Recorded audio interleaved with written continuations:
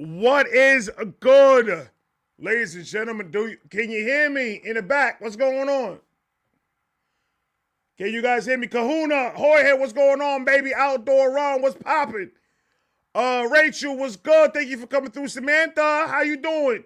Samuel, Stephanie, Six Babes with a 420 Christmas tree with the eyes that looking the other way. What's going on? Blue Squirrel and all of you was popping. Can everybody hear me correctly? I want to make sure everybody can hear me.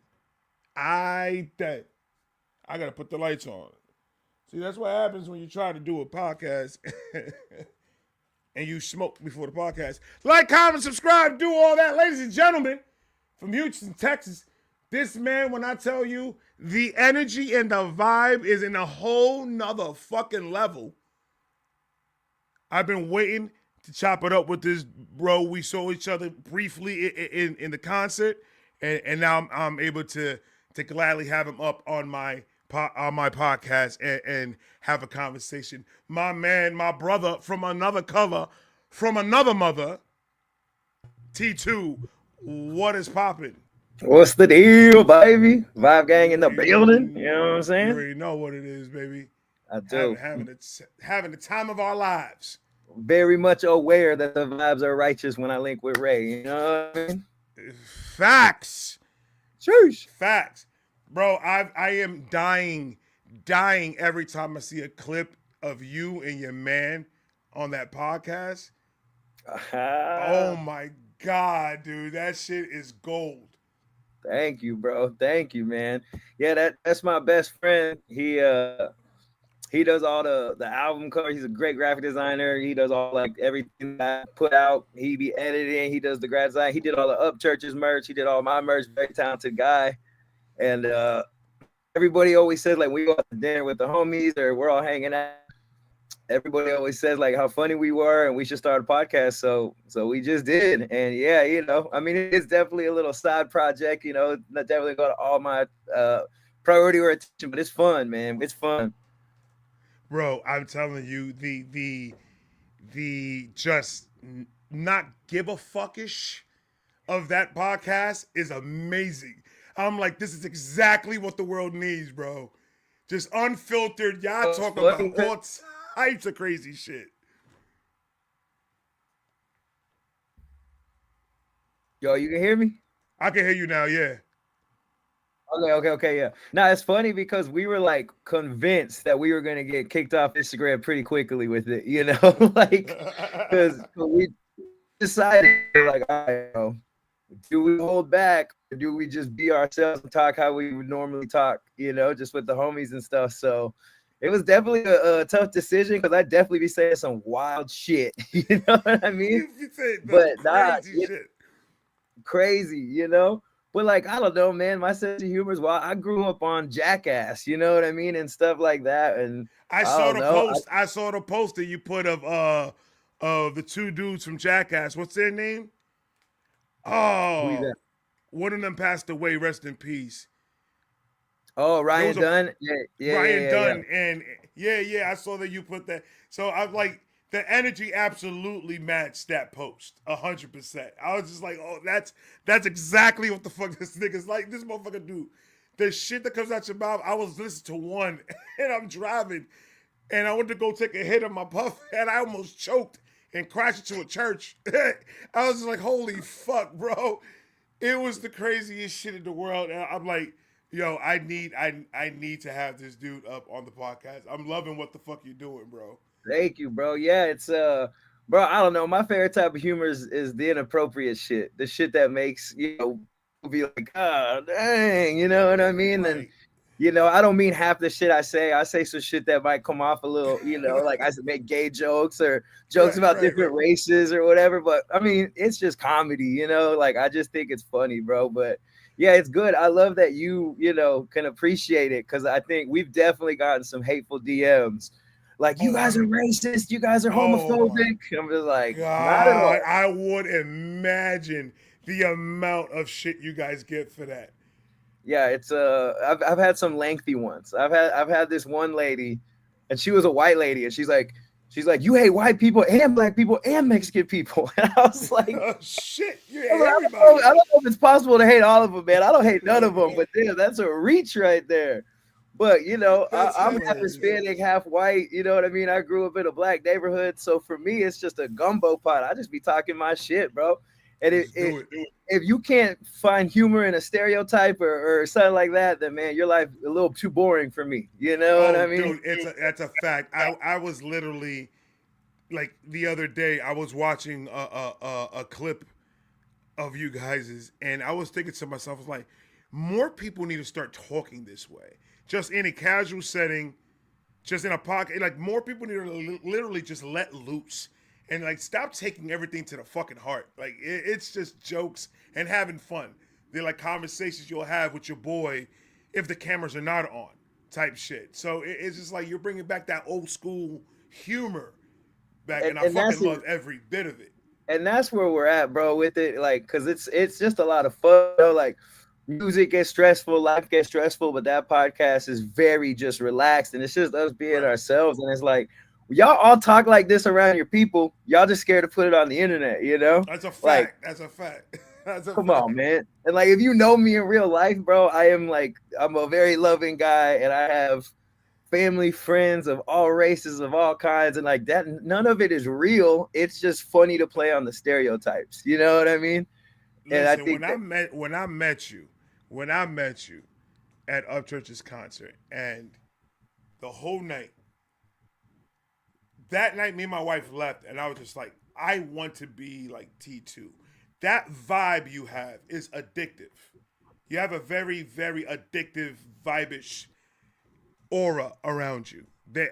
No one could be having a bad fucking day if T2's around. That's the way I see it. The vibage. I like that terminology right there. The vibage is pure. Now, I appreciate it, man. And I'm not trying to toot my own horn, but it just comes naturally. Like when I'm being myself and I'm being the most authentic me, everybody seems to just have a good time with the shit, bro. You know, Facts. and I might make a little comment that might make you be like, damn, did he just say that? But you know, it's like it's all in good fun, bro. And the internet's soft, bro. Soft as 3-ply Charmin, dog. Like you gotta get over it. You gotta get over it. Oh, like it's for the goof, man. It's for the laughs, dude. Yeah, that's all it is. And like they don't understand. There's gonna be a lot of people that don't understand that. Nobody here in this chat, hopefully. Any of you. Yeah. Relax. You relax, bro. Smoke one, drink a little something. Hey, shout out Loc Wolf. I see you in here. Shout out Gabe, and shout out whoever just said I had a beautiful smile. I don't know if you're single, but I am. So hey, you know, hey, one time. Gonna make shit happen here. Come on, man. You know, I'm okay with long distance. I don't know where you at, but I'll take the compliment. So get it. I'm gonna step aside. I'm not trying to run away. You're remixing right now, bro. You're remixing. You gotta rewind it back. Messed up or what? It's like you keep on cutting off. It's like the connection is getting crazy. Well, fuck that. It needs to stop. It needs to relax. Right. Right. We there? We good or no? I think you good there. I think you pop right there. You perfect. Ain't nobody perfect but Jesus Christ, but yeah, it's like don't move a fucking muscle now, T. You're golden, dude. That's so funny, man. What do you think is the wildest shit you have ever said on camera? I don't know, man. I think people that swallow their gum, they are all serial killers. I mean, that's facts. That's proven. Jeffrey Dahmer, Ted Bundy, and Gacy, all three of them used to swallow their gum. Yeah, all of them. I think I said one time I'd give Drake a hand job. Yes, sir. Yeah, you heard it now, man. What the fuck? Oh my god. I think that might be what I never obviously would do that, but again, in the moment, it seemed like it was funny to say. people were definitely wild about that one, man. I got a lot of DMs about that. They're like, "Damn, T, are you bisexual?" I'm like, "No, dude. I love women, bro. I love the vagine." But yeah, I thought it was The funny. machine. I thought that was pretty funny to say. I don't know, man. I make a lot of jokes about white people, and white Facts. people You don't seem have to to. like it. But it's like, bro, I'm half white. Like, I what? You know what I mean? So the Drake one was crucial. Man, Oh man. we made this one thing about how I would still sleep with Jennifer Aniston even if she was a paraplegic. That got some hate. That got some hate. I'm pretty sure it would. Jeez. that There's got no, there's no, but it's beautiful because it's raw and it's like there's no boundaries. It's just like I don't care. You guys can fucking get mad all you want, man. Get mad in the comments. Make sure you hit the like button and share that shit. Yeah, have you seen Friends, bro? You telling me you wouldn't? You know, like, come on, let's be real about Like it. Jennifer Aniston, I'm telling you, till this day, is still the most beautifulest fucking woman in the world, bro. Smoke show. You need a Oh fire my extinguisher for that broad, man. god, She will it's always be a crazy. smoke show, man. Yeah, I love her, dude. And Sandra Bullock too, man. Sandra Bullock, I don't care. She might be Sandra Bullock's 60. another one. She did. She's like she's getting better. I know they got a little bit of work done and shit, but nothing crazy. Nothing to change their actual beauty. And Yeah, it's just enough for me to still love them, and that's fine. All right, you know, facts. that's I'm okay. Facts. I'm okay with that. I'm not gonna judge them for that. You know what I George, mean? you see, Uniquely Unoriginal said George Clooney. Shout out to Uniquely Unoriginal. George Clooney, I'll give him a back massage with like curry lotion. Yeah. I'd at least light some candles and cook for him. All right. I'm not gonna say it's gonna leave anywhere past that, but George I ain't Clooney, saying anything else. I just said I was gonna give him a back massage. Whatever the fuck happens after that, it's up to him. hey man, I drink a lot of Casamigos, all right. So shout out to George Clooney for providing the vibes on certain nights. You know what I mean? We're okay with George Clooney, bro. Yeah, it's so funny, man. The gay jokes always get a lot of It feedback. gets, oh yeah. But it's like, I don't know. That's what I grew up on. I thought that was funny. Like, I mean, am I gonna get in trouble? Am I gonna get your YouTube in trouble for talking about gay jokes? I don't know. Brother, let's listen. If half the shit I've said on this page, Got you. Yeah. Well, I think I got away with it. You be good. Don't worry about it. I think if you don't find gay jokes funny, that's gay. You know. That's automatic. That's like gay. Like that's. I would never. The funny thing about me, bro, is I don't know if I've ever made a gay joke about an actual gay person or been like, "That's gay" to something a gay person does. It's funny to me to say it about something that's so apparently not gay. You know what I mean? Like, well, let's run it. Let's run it then. Like if for example, your boy wants to hang out, right? But he wants to go on a lake and just walk the lake. That's gay. Like I'm not gay. I'm not gonna walk the lake with you like that. No, I mean that's Elton John level. I don't because I don't know. I'm not comfortable to know what's on the other side of that lake. No, and it could get really romantic if there's moonlight and shit. You know what I mean? So you gotta perfect weather. Like you really waited for it to be 75 degrees. Yeah. No, like I don't know. Like I said, my boy was telling me. I asked him what his credit score was the other day, and he said he doesn't know. It's like, you don't know your credit score? I was like, man, that's gay. Like, what's that? It makes no sense. No sense. There's nothing gay about it. But yeah, that's just what I grew up on, man. You know, so I think it's funny, and I do think that some of our clips eventually one day will have the potential to go viral just because they're so outlandish, you know. But you just can't take them seriously, dog. I mean, in all the podcasts that I listen to, the comedy podcasts, they're ridiculous. They're bad. It's Have like, you heard of the Bad Friends podcast? Of course, yeah. Oh my god, bro! The things that they say, the things that come out their mouth, I'm like, I don't know how to. If they could get away with saying all this shit, I'm fine. Yeah, like because they go to a whole nother level of some shit. No, that's how we felt, dude. It was like all the stuff, and they're like known comedians, right? So they have an edge on us, right? For us, it might just seem like a little inappropriate because we're not known comedians. But all the podcasts I listen to, and then 6ix9ine. If 6ix9ine can say the N-word 10 million times on the internet, and got the clout and like viral, the virality that he did, I can make a gay joke here and there. You know what I mean? It's only Like fucking fair. It's only I'm fucking in fair. Like there, bro. people just need to stop being so sensitive when it comes to people saying anything. Look, we've said it 100 million times. That's the generation we were brought up on. That was what we are used to hearing when you go to the barbershop or when you go to the park and hang out with your friends and shit like that. That was how we went back and forth with each other. It 100%. was just the way it was. I And I feel bad if people now, like dudes now in their teens, don't get that same experience, bro. It yeah, it makes you a better person if you didn't get called gay it, ma- it a makes hundred you times a week in high school. It's like you didn't get that real experience, bro. You yeah, know, it makes you your skin a lot tougher. 100%. Because what are you gonna tell me that hasn't been told to me already? Like you can only make fun of my beard or my fatness or my ears so much Yeah, until I heard every single way you could flip it to the point where I have to come up with different shit to say about myself just to give y'all motherfuckers new material to use. 100%. And that's another. I mean, that's another thing too. Is it makes you good at making fun of yourself, right? Like I say I'm built like a sweet potato. I'll call myself Danny Dorito. You know what I mean? Like the Mexican Jonah Hill. Like I'll say stuff. Danny Dorito is fire. You got to put that on the shirt. You Yeah, have to. right. New merch. You know what I mean? But like, yeah, I think that that's important is to be able to make fun of yourself. And Yeah, what's also funny is, or like not funny, but something that is stands out to me is when a woman can make fun of herself. I think it's very attractive.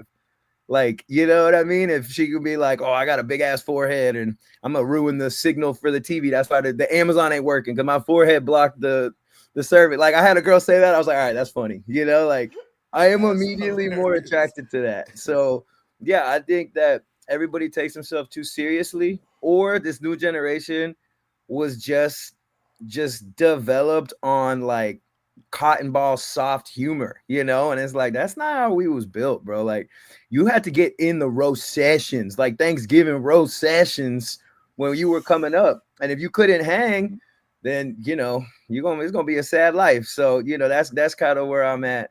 And I do enjoy the podcast a lot because like I said, like every other avenue of life is stressful, right? Whether it's Right, my music career, whether it's my personal life, whether it's my family, whatever.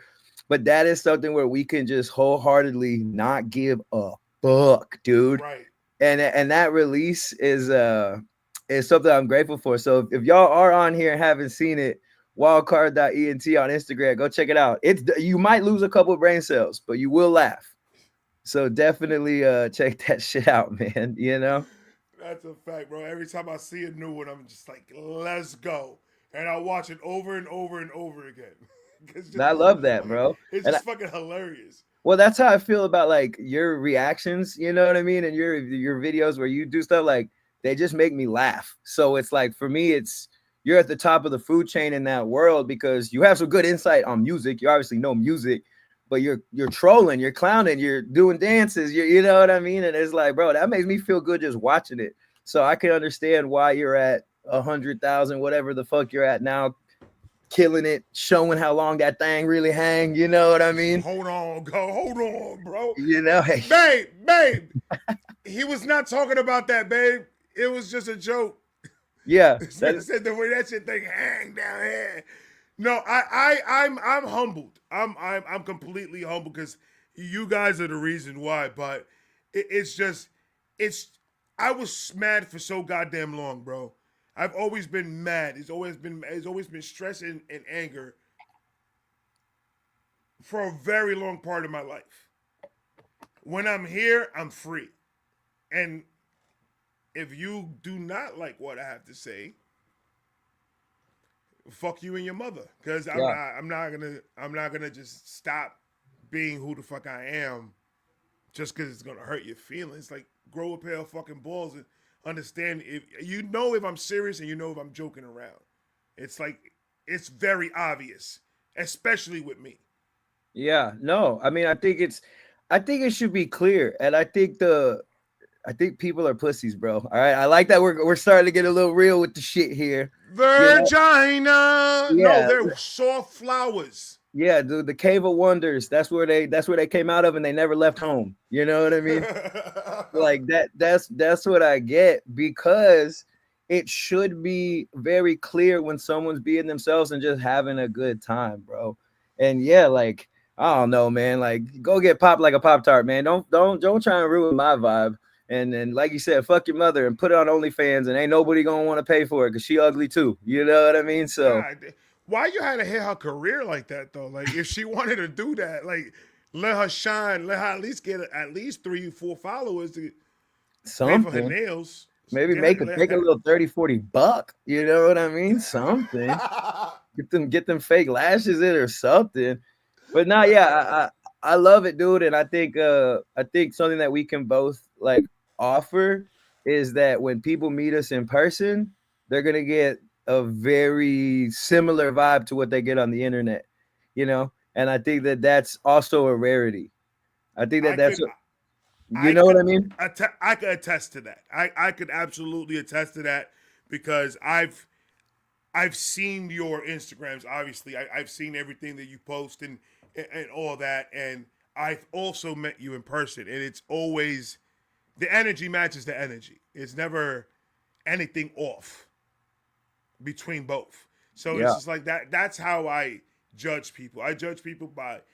I can't judge a person just by how I see them behind the camera. It's just how no on screen. I have to judge them on when I meet them in person. You could get a feel for a person, and your vibe has been consistent. That's the energy you're gonna get with this dude. It's not gonna fucking change. This man's gonna always come with that positivity shit, and he's gonna talk his shit. Yeah, dude. I feel like I see a lot of comments too, like about me on the internet about like, oh, he's not really like this or da da da. But not one person has ever commented and said, oh, when I met him in person, he wasn't like this or he's an asshole. People have speculated, but you could ask anybody who's met me, and your proof is in the pudding and Right? banana pudding. You know what I mean? But yeah, like God. you know, you know, there's a little. We did just go through Thanksgiving, boy. I'm a little bit fluffy. I'm a little bit cumbersome right now. I Okay. heard banana pudding and my bottom lip just filled up with water. And I was like, I need some banana pudding right now, dog. Yeah, That it shit do got sound me hungry. it do sound good, bro. I just spoke a little earlier, so uh, but yeah, man, no, like I don't know. So that's one thing that I'll take with me forever is y'all can say what y'all want about me on the internet. I get a lot, I mean, not a lot of hate. To be honest, I don't get that much hate. I see a lot of other artists get a lot more hate than I do, but I get hated on. But I know like any fan, any supporter, anybody who knows me or meets me in person, they ain't gonna say that shit because I'm very authentic and I'm gonna give you that real That deal. that's why like let's that's a good segue to go to the whole music industry right now and the independent artists and everything that's going on. It's just like you're going to be judged by what you say by some group of people, and paying attention to all the social media is what makes artists say, not all, but some artists say, I don't want to even do this anymore because it's not fun anymore, because they're always trying to make some type of agenda to make it negative or whatever the case is. And coming back and just staying in the music industry and keeping that positivity, keeping that unique flow, because not everybody's doing the type of music you do. Yeah, it's hard, like I will say it's hard, like to stay, and I'm sure you deal with the exact same thing as a YouTube personality, YouTube star, whatever, YouTuber, I don't know, fucking whatever the word is. Ray, my just Yeah, Ray, yeah, just Ray, Ray. just as Ray, the captain of the Vibe Gang. But it's hard not to get discouraged. It's hard not to at least consider the comments and be like think of them, you know. Right, But like the odds of you not encountering that, like you have a better chance of meeting Santa Claus. You know what I mean? Like it's unrealistic. right, This right. this shit's gonna happen. So uh yeah, you just gotta find a way, man. You gotta find a way. I try to, because I mean, dude, it sucks sometimes, right? Like, like It's a very Sometimes I read some shit and it's like it makes me not want to even do videos that day. It makes me not want to do shit. I read it and I'm just like, holy fuck, and it just hurts because negativity is always gonna hit a lot harder in the first reaction than a love a comment of love. That negative is always gonna hit harder because in your mind you put your whole entire energy into everything you do on a consistent basis. And for somebody to give it an unfair judgment, the way they did it is crazy to me. Because I know that motherfucker won't do that shit if that nigga was next door to me. yeah, And in that's a person. fact. Well, Because that I I'm mean gonna knock that on that door immediately, knock, knock, nigga, and then you're gonna be sleeping right in your front door. yeah, kick that bitch in like Jackie Chan, you know, if you know the answer. But it's crazy because I think that's good. You put everything into it, and then they so easily can shit on it like they just had too much Taco Bell after a drunk night. You know what I mean? Facts. Like, Facts. but for us, it's like, bro, you know how many years of work and like self-doubt that I put in and to find the belief again to continue to keep doing this. And then I put it out and then my heart's on the line, you do it, but you know, and then they just hawk to on that thing. But I will say that, you know, with time, it definitely gets easier and it's easier to ignore. And once you gain some accolades, you just remind yourself like, oh, well, I did this and you did it. So you can say what you want, but I've done that. I've worked with some of my favorite artists. I've had songs on the TV and, you know, radio, and, you know, I've rocked crowds of thousands of people. So y'all can say what you want, but you can't say that you did that. So, right. There's many times I've been in here, but like, those motherfuckers doesn't have 100,000 plaque. They don't have that shit. I have that shit, motherfucker. I cry. I ain't gonna lie. I cry a little bit, a little tear. One or two tears comes out. Then I smoke a blunt, and guess what? I forget. yeah, that's all While I right. was crying. Then Yeah, I'm just crying looking at puppy videos and shit like that. Because yeah. I love puppy videos. Oh man, if I see a video of like somebody coming home from the military and surprising their mom or Don't do something, that. oh, I cry No, every don't time. do that. Don't do that Every because I got time. it in a wormhole. My wife and my daughter, true story, found me on a Sunday morning, bawling my eyes out in the bed, watching TikTok videos of the father surprising the kids in school, and then puppies and shit. And then like the puppies that are like they found like all abandoned in a corner of Yeah, a fucking yeah. Walgreens, and then they I found this puppy, and then you bring it to life, and it's a beautiful puppy again. I mean, like, that type of shit right there means why I do the things that I do Yeah, dude, in my life. when I seen Shiloh make his way back home, brother, I done shed a thug tear or two. I'm not gonna lie to you, man. You know? Like they asked me what's proof of God. That's proof right there. That love right there. That's the proof. Yeah, man. And I get all sensitive. Nah, Like, fuck that. I tell people, man, I think it's gangster to cry. Like I think if you know what I mean, like if you could be in touch with yourself enough, like I cry sometimes. I mean, Yeah, not every absolutely. day, not every week, you know what I mean? But Yeah. you know, the right video or the wrong thing happening in life, shit, shed a Yeah, I couple mean, tears, man. and I think that's the problem because a lot of them are from the generation that we're from, because they're raised not to show that emotion. They're raised to lock that emotion in, and you can't show emotion. You can't cry or anything like that. And I'm just like, yo, if something hits me in my feels and I'm gonna cry, I'm gonna fucking cry. I can't control that. I don't want to hold that back. I don't want to hold that emotion back. That's a very important emotion to release. Yeah. That's very healthy to let that emotion out the minute you feel it. Because what happens is you hold that shit the fuck in, it's gonna welder and welder and welder. It's gonna make it a worse problem down the line. You gotta start 100%. thinking about that shit. Let that shit fly. No, man, like you know, being aware about your mental health and what you need, that's gangster. Like I'm okay with that. I think that's cool. I think it's kind of lame when people try to act like that doesn't exist or they don't want to, and I'm like, yeah, you're playing yourself, right? Right. And if it's a bad day and you're crying, go on Pornhub and use them tears as lube, baby. Get it out, get it done. See ya. Man, it's You know, wild. that's a that's a free He said, lubricant right there, dog. bro. He said, go on Pornhub, use them tears as lubrication for the masturbation. I'm not That's gonna say crazy. I'm not gonna say I've done it once or 12 times, but maybe, maybe, it's there. How when you cry that much that you could. Oh, bro. it's fucking Niagara falling, dude, from my Yeah. retinas. Nah, hell Oh no. man. Dude, usually I'll say this though. Usually when I cry, I'll be like, all right, this is good. This is good. Let it out. And Yeah. like Let it out. a minute or two in, I'm like, all right, stop being a bitch. This ain't gangster no Yeah. more. Yeah. It, Yeah. Yeah. Yeah. Yeah. Yeah. Yeah. Yeah. it went Yeah. from gangster to gay real quick. Double G. You know what I mean?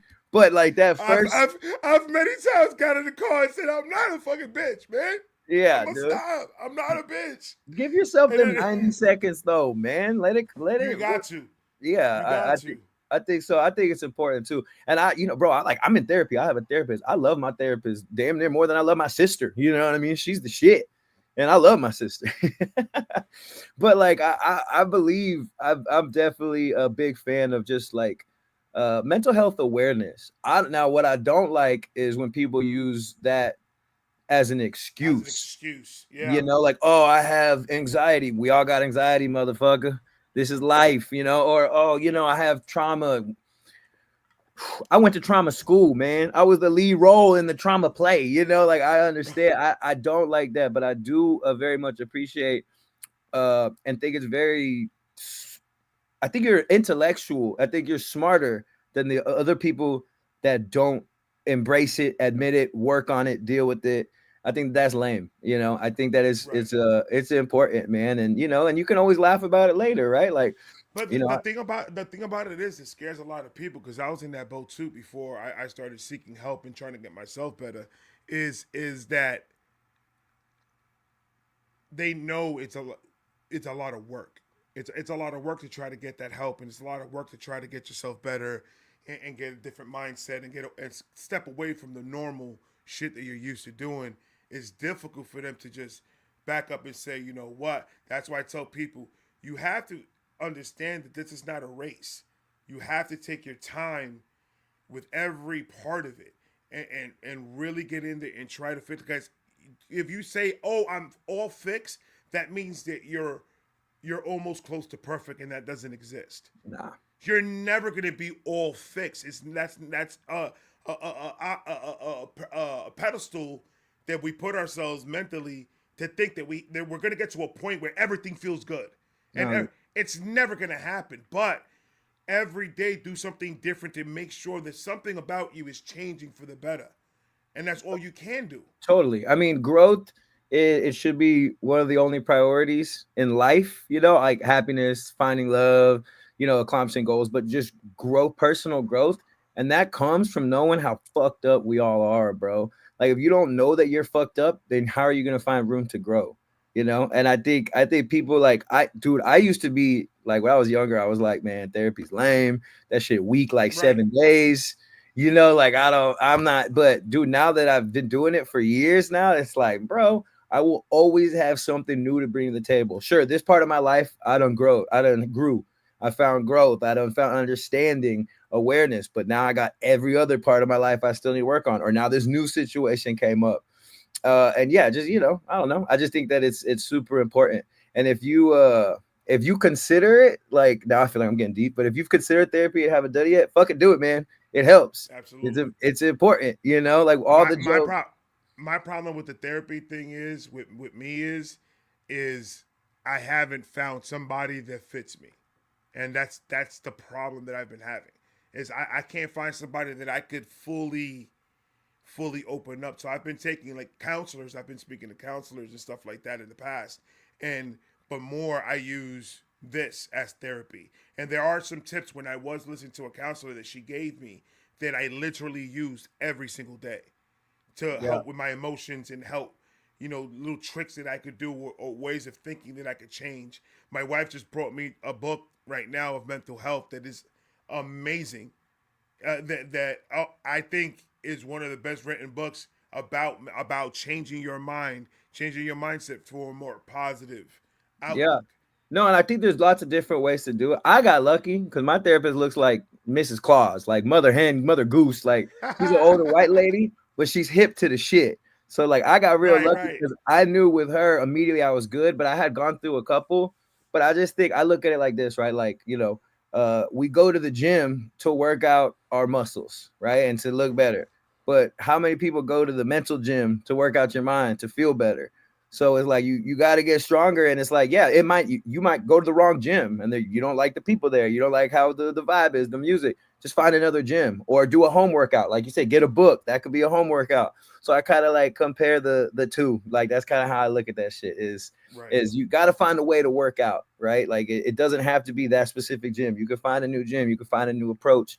But yeah, it's like Right. not a not, I think it works. It works so well when you have control of what you do and make it like a priority. Like this is part of you now, and because it is something that's going to benefit anybody that's dealing with mental health to boost up and be the better person that they can be.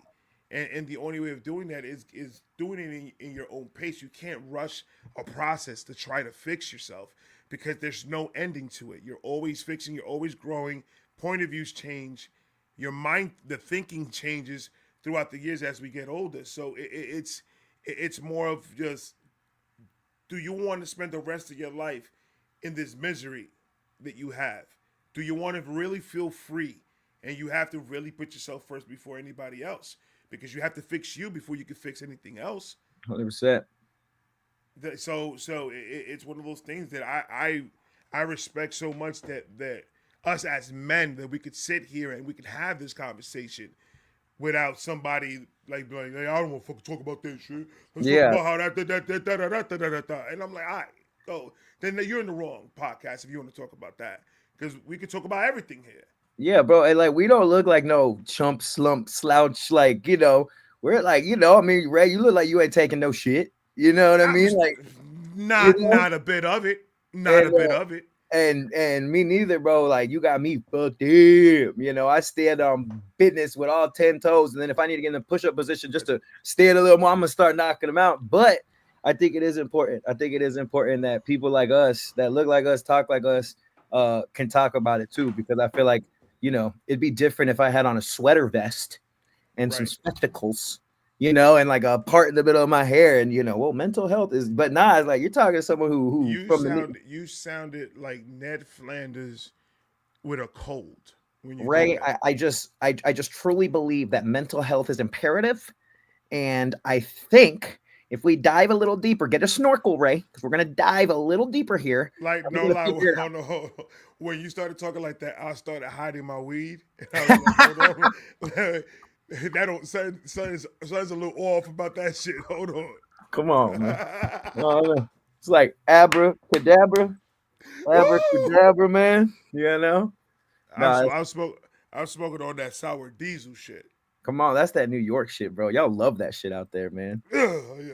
They do, bro. Like all my New York homies, they're talking about that sour. That sour. That sour diesel is different. It is. I grew up on it, but yeah, it's funny that all It's a my whole new body high, bro. It gets you feeling like you could build a house and at the same time you can have a great time with your people.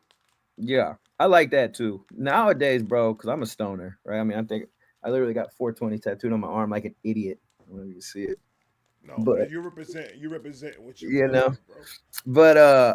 but dude, now I feel like weed is fucking too strong sometimes, brother. Like some of these bro, Bro. I'll smoke a half a joint and I will question every decision I've made since kindergarten, brother. And that is not what I'm looking for, dude. That's not what I'm looking for when I'm trying to listen. I smoked some my dispensary. My dispensary had gave me some shit, and I smoked it, and I sat in the studio after smoking a blunt, and I said, you know what? I'm pretty sure that I could build a shed exactly like mine with no help from nobody. And it really made me sit there and think to the point where I know it's going to cost me more to buy the equipment to make my shed exactly like this one than it is for me just to buy the shed again. So then I started looking at myself and I was like, that was a bad business move. And that's exactly why your wife has the debit card. I had this whole conversation with me while I was on this shit. And I was like, I can't smoke this no more. This is a whole nother level right there. Yeah, yeah. The DIY. and now you don't even know. Maybe you can fly. That shit. No, it does, bro. Like I want to be able to slow on and fucking fall asleep watching Love Is Blind or some shit. Yes, you know. Oh, am I remixing? You remixing like a motherfucker right now. I was about to say every. I don't know what the hell going on because you just got right there. You was looking handsome, brother. I'm not gonna lie, but it froze like frozen. You know. There you go. Well, you look like you just saw a mouse run under your screen. Am I back? It looked like you back. You're moving, but your lips ain't. That's the weed, man. That's the fucking weed. The shit ain't frozen. I'm just high, dude.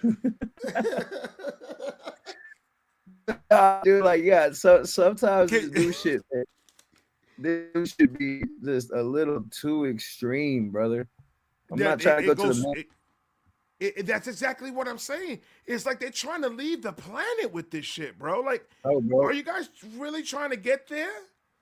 Like, I'm not trying to go to the mental X games, dog. Like, I want to feel like I smoked weed and smoked an Adderall or something. You know what I mean? Like, want the calmness and clarity.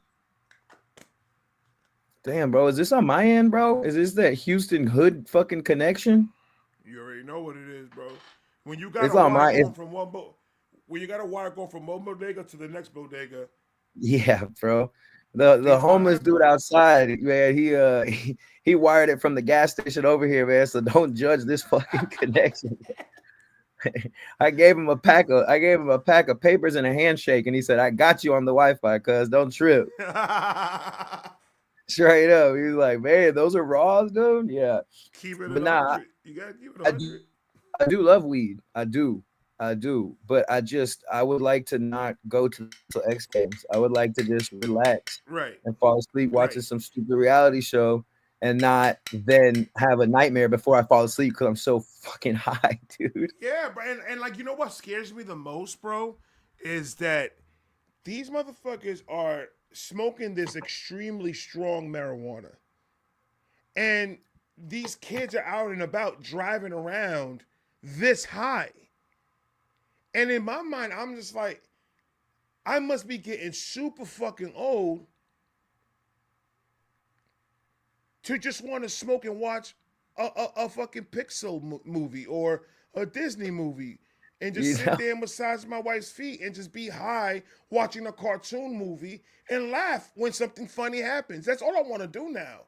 Yeah, what happened to getting high and watching Finding Nemo, bro? Right? What? I'm doing that shit tonight. Now that you mentioned that, I'm gonna do it. Fuck it. I'm gonna watch Finding Nemo, and I'm gonna be blitz out my ass. Classic, bro. No, in the TV trying to find that fish.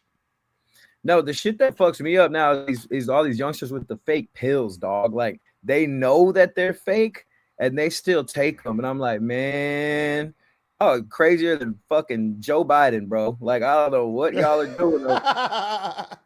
I don't know what y'all doing over there. Like, you know it's fake. Like Kodak said in this song, he's like, I knew the perk was fake, but I still take it because I'm a gremlin. I'm like, no, you're an idiot. You said retard wrong, brother. You know what I mean? Like, that's not. I don't know if gremlin's the right word, but yeah, you want a respiratory problem is your problem. That's what you're finding doing that stupid. Yeah. Like, you want to trip to a minor emergency room, motherfucker. It's crazy because who wants to get an expensive medical bill? Yeah. That's the fuck you doing, brother. That's just expensive as fuck right now. Put your hands up, bro. If you like to get your insurance rate going higher, baby. It's crazy. What's crazy about Kodak Black too? Not to segue off of this shit, but he's so talented. He just seems so dumb. Like the way I don't know if you've ever seen his interviews and stuff. I've watched a couple, yeah.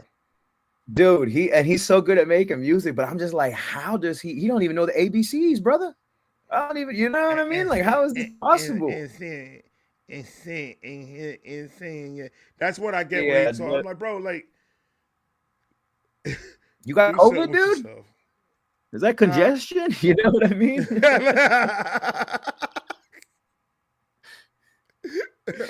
You're like, check your temperature before you walk in this motherfucker, bro. Yeah, I that's didn't how know that where you shit's at right done. now. Hold on, pardon me. I gotta roll this up real quick. Everybody, if you guys want to ask a question to my man T2, we'll take questions while Uncle Ray rolls up a blunt in the middle of the live because that's my Okay, brother and I can fucking do it. Say cause something it, cause it, crazy. cause it T2 is going to pack a small little bowlie and slide right here. But I am happy to be here, man. If y'all here, fucking much love. Everybody in the comments, I've been trying to keep up with them. I saw somebody say P. Sherman 42 Wallaby Way, Sydney. And now I am also going to be watching Finding Nemo tonight. Oh my So, God, no, they didn't. Yeah, they did. Yes. Oh my God, I gotta watch it now, man.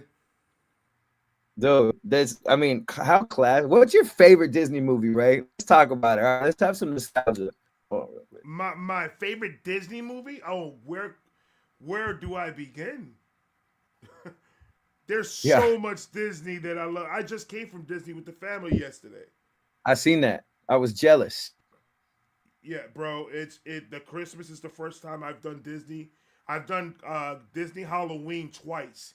This is the first Disney Christmas that I was able to catch. And and Damn. I was so excited to go, bro. And it was like no lie. I don't believe in perfect, but it literally was a perfect fucking day, bro. From the weather to the lines to the food to the family, me and the family just having us time, bro. It was amazing. Dude, that's beautiful, bro. And not all my friends, but some of my friends love to make fun of me because I still love Disney, bro. I genuinely love Disney. I love Pixar. I love Disney. I love all that shit. I just watched I love. Inside Out 2. That shit was Oh fire. I don't yeah. know if you seen any. Yep. Yep. Yep. I'm not gonna lie though. Lion King and Aladdin, bro, those are like top tier. You gotta, Lion King, the come up, baby. He had the everything that he got sent to the gutter. He got sent to the hood on the outskirts of the That's a Pride fact. Lands. That's Okay. a And then fact. my boy met some only other DD. Okay. Taught him Hakuna Matata. My boy came back and rose Bro, to I was success. about to dude. There was a Hakuna Matata fucking hoodie. Not a hoodie, but it was a sweatshirt in Disney yesterday. And I was about to get it, bro. They had no sizes that was gonna fit me. They had small and like large and I think one medium. And I was like, man, fuck all of you. You bunch of fucks. Like I wanted that fucking shirt so bad. He was like, But I'm getting on Ozempic just so I can buy this shirt. facts. I'm taking Ozempic every day. No, I'm not. I fuck Ozempic. Fuck that shit. I see what it does to people. I ain't touching it. My favorite Disney movie, Ratatouille. I have to say is my favorite fucking movie that Disney has to offer. I think Fire. Ratatouille is well made. The storyline is fucking amazing. The character is out of this world. The relationship between the dynamic between Ratatouille and the rat and whatever the fucking Francois, whatever his name is Yeah, amazing. yeah. Gangster. I love Ratatouille. That's my favorite. But recently, I think Moana is taking the lead. Moana? Moana is taking the lead. Dude, I'm not gonna lie to you, Ray. I did not think you were gonna say that, bro. Bro, there's something about that movie that I could watch. We came out of the theaters. We went after Thanksgiving. The day after Thanksgiving, we went to the theaters to watch Moana 2. And I was just like, I thought that this movie couldn't get better. And Moana 2 was fucking fire. So I was just No. like, yo, I'm really in this Moana thing. Like Moana, I think is one of the best fucking cartoons they've made. Damn. I It's got different. hold on now. Come on, man. Yeah, Somebody you called got. DJ Screw. They remixing it. I gotta go back and rewatch Moana, bro. I'm not gonna You lie. didn't like it? That's the You didn't like it? I don't I did. It didn't like stand out to me, I think. Got Uh you. I probably just got high and fell asleep to it. I'm not gonna lie to you. So now It my happens. That happens. consideration for Finding Nemo and Moana. This is like trying to pick. You got one spot left on the plate. You're gonna get some more mac and cheese or stuffing. That's kind of where I'm at right now with the fucking Finding Nemo Moana tonight. So I'm gonna put that down. That's crucial though. I did not expect you to say that, man. Like, Dude, it's that movie is like Ratatouille is always gonna be in my heart the number one, but it's just that Moana shit is crazy, bro. Like I like literally dressed up like Maui for Halloween, and my niece was Moana. and you walked out And with her. I walked out. Yeah, we walked around the neighborhood and stuff like that, and got candy and shit. You look like Baloo, so I thought you might go Jungle Book. You have I Baloo. wasn't going to do no goddamn Jungle Book. What the hell are you trying to say, bro? No, just You like called me a fat ass bear, bro. a way more menacing, and Baloo with street credit. Okay, I'm not trying to take away from Uncle Ray. I'll take it. I'll take it. I'll take it. That's right, bro. I look like Pumbaa, dude. So you know you can't get mad. You do not look like Pumbaa, bro. Like, I don't know where the fuck you getting that from. Holy shit. Pumbaa is crazy.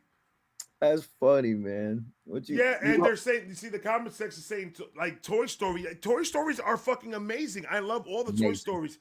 It's just that Ratatouille, I just like the scenery. I just like the whole French, like Paris and that style of movie, the way they made it and all the characters. And just Moana is just different. That was a different princess. That's not your normal fucking princess. Oh, I'm about to watch it tonight, bro. I'm not gonna lie. You got me fucked up. I'm like mad at myself for not knowing this.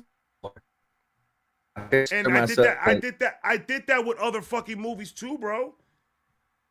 I smoke and I watched the movie and halfway I passed the fuck out. And then I'm like, all right, in my head I watched it, but it didn't fucking count because I didn't really watch it. No, it didn't register. Yeah. Didn't digest properly. It's like a sloppy Joe. Okay, you took it in, but it didn't go down right. You know what I mean? Dude, they're talking about the real life one. We gonna Ducks. Don't get me started. Angels in the outfield. Remember the Titans. Come on, we could go. We could go down. You DJ Scratch sniffing right now. You DJ Scratch sniffing right now, bro.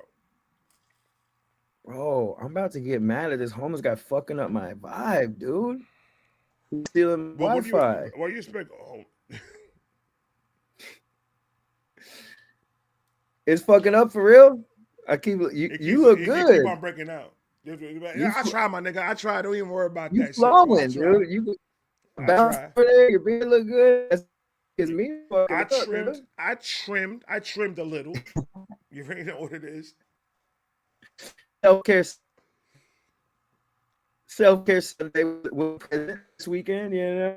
See, there you go again.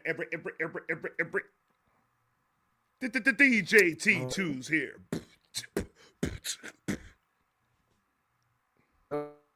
Fucking do something about this, bro. I'm getting mad. You want to get out and come back in? Try getting out and then coming back in. Okay, cool. I'm gonna do that. Because we're not done here. All right. Not at all. I just rolled up right now. I'm waiting on you.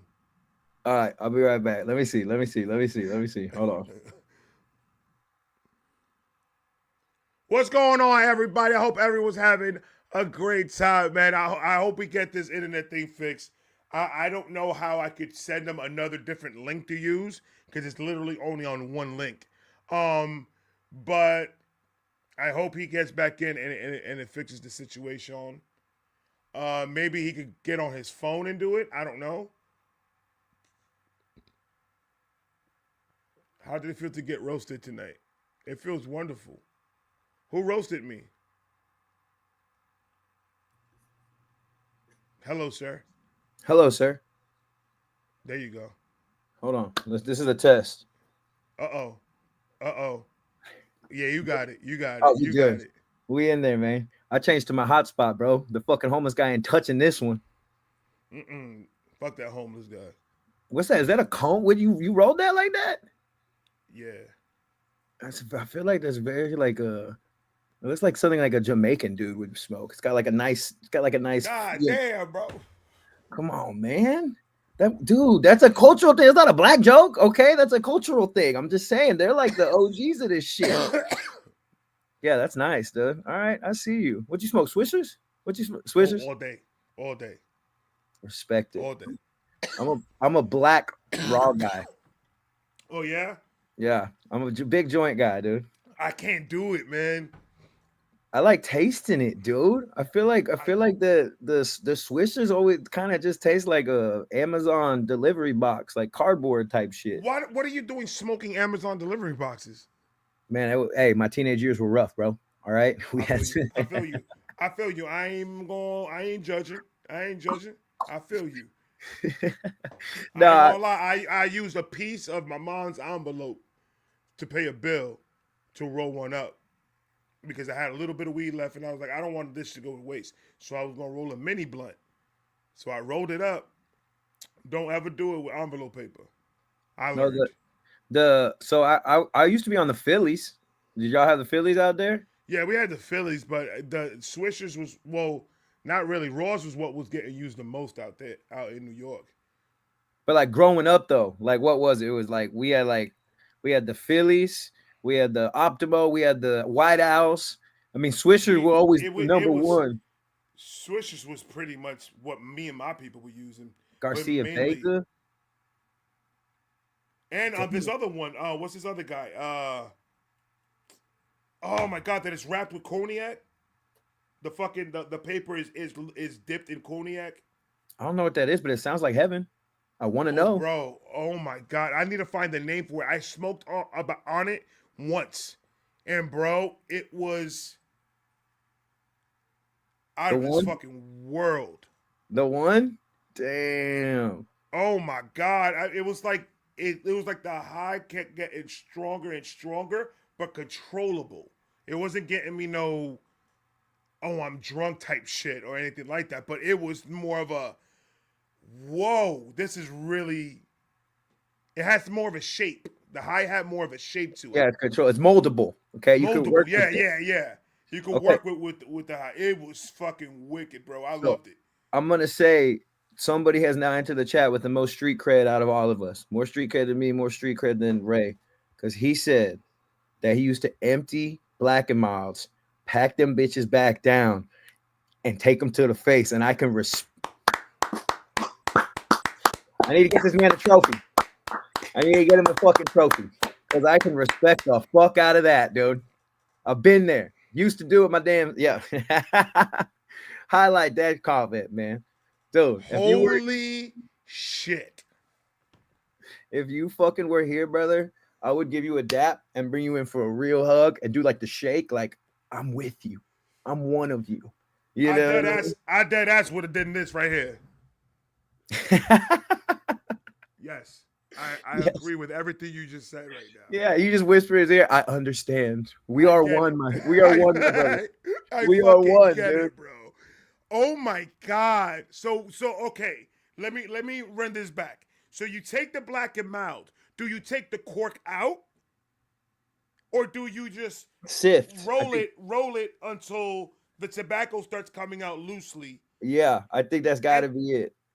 Up to the tip of it? Do you take the tip off or do you leave the tip on? I think you leave it on and then you empty it. I mean, dude, those things got some they're sturdy. Okay? Those are made to be smoked outside on a street corner. So they got to be able to be ready for any weather conditions. You know, if you might have to run from the cops or something. Black and Milds are sturdy. So is there a weed funnel that you just funnel the weed inside of it? Get like a little piece of paper and just fucking like just roll a little piece of paper. That is, I want to see one like that. And then does it taste like more Black and Mild or does it taste like more weed? And what does it smell like when the smoke is out? That's my thing. Is like, can I get away? Right? Like now we're at the gas station and damn near That's what I'm saying, because there's some states that you can't be walking down the block smoking weed. You'll get stopped. That's a black and wild. I love that Black shit. and wild. That's what we calling those. If you ever do that, that's what you calling That's those, brother. fire, bro. Yeah, that's black and wild. I need to know more about this new adventure that I just cause I still could get black and miles. I could go get a black and mile right now, and I got enough weed to pack that bitch. Just try it out, dude. Hey, you never know. You might finish it and you have like a new forearm tattoo that just appears. Or like a stab wound. I don't want to do that, because what happened if that tattoo is like two pigs fucking? Like, I don't want to have that shit on my body forever, bro. You just finished the blood, you got a felony, and you're like, where the fuck did that? Cause you're on probation all of a sudden. Like, hold on. I smoked the black. Oh shit! Come back to it. I'm in prison. Like, what the fuck was that? How the fuck did I get here? Holy shit! That's cool, man. I like that, Joe. Respect to you, my guy. That's crazy. But no, Ghost Elite. What they're saying is, you take the tobacco out of the black and mild and you stuff it with weed. That's crazy.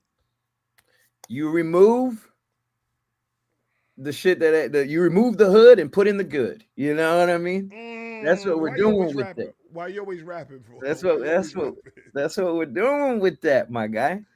Nah, respect though, man. Shout out, Joe. This is serious, dude. I saw that. Stephanie for the super chat. My heart started racing when I see it. And I was like, all right, something new. I gotta try it. I gotta do it. That, bro, I've seen a lot. I have never seen anybody do that before. Respect, dude. That's crazy. That's a good one. I'm gonna have to try that shit. Yeah, shout out. She's a real one. Shout out Stephanie.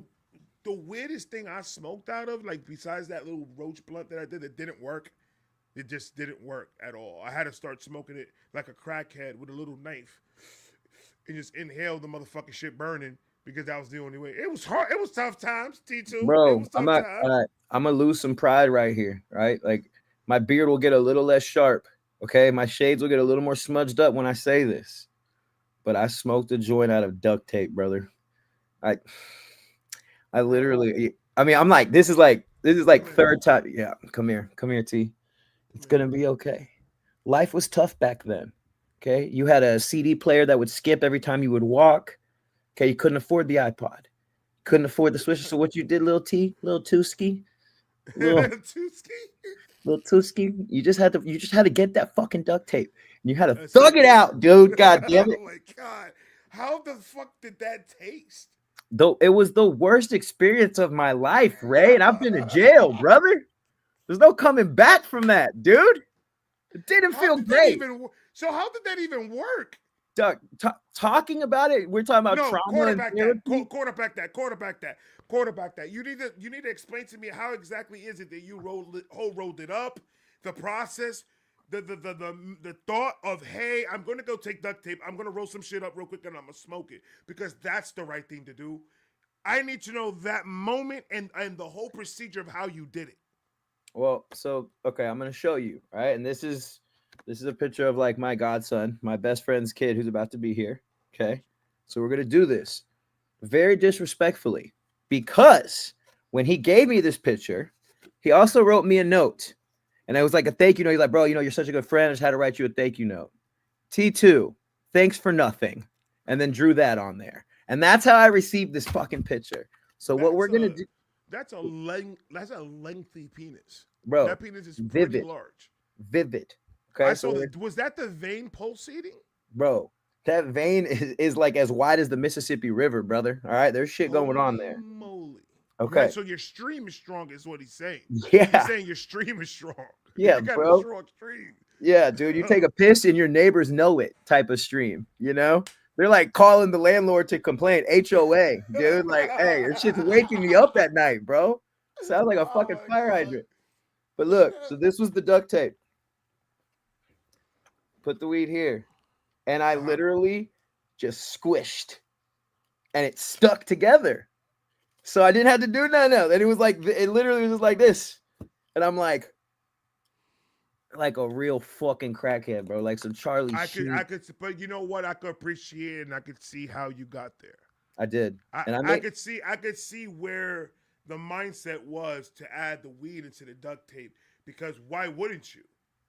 If the whole purpose is you have to break shit down to roast something to stick together to make a cigar, then why not duct tape? You know what? I'm kind of fucking upset that I've never thought of it. Dude, I have a very high Q. I have a high Q. All right.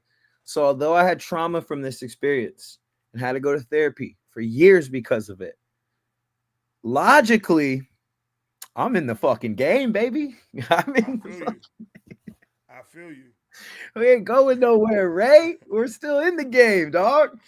But yeah, no, I mean, this was at the time where, I used to buy Nag Champa incense and Jam Bob Marley. Like, I didn't know how to. I see the thing about me, Ray, is I didn't know how to be a cool stoner at first. Like, it took Right. me a year or two. So when I first started smoking weed, I was like, I gotta listen to reggae only when I smoke or Pink Floyd. I used to have what are like the Hold Jamaican on, dance. bro. You just blew my mind right now. Talk to me. Pink Floyd is a must. Must. Oh my god, especially when you got that good shit. The bone clock pussy ass boy. Mm. That ganja for real, ganja for real. One time for your mind, Ray.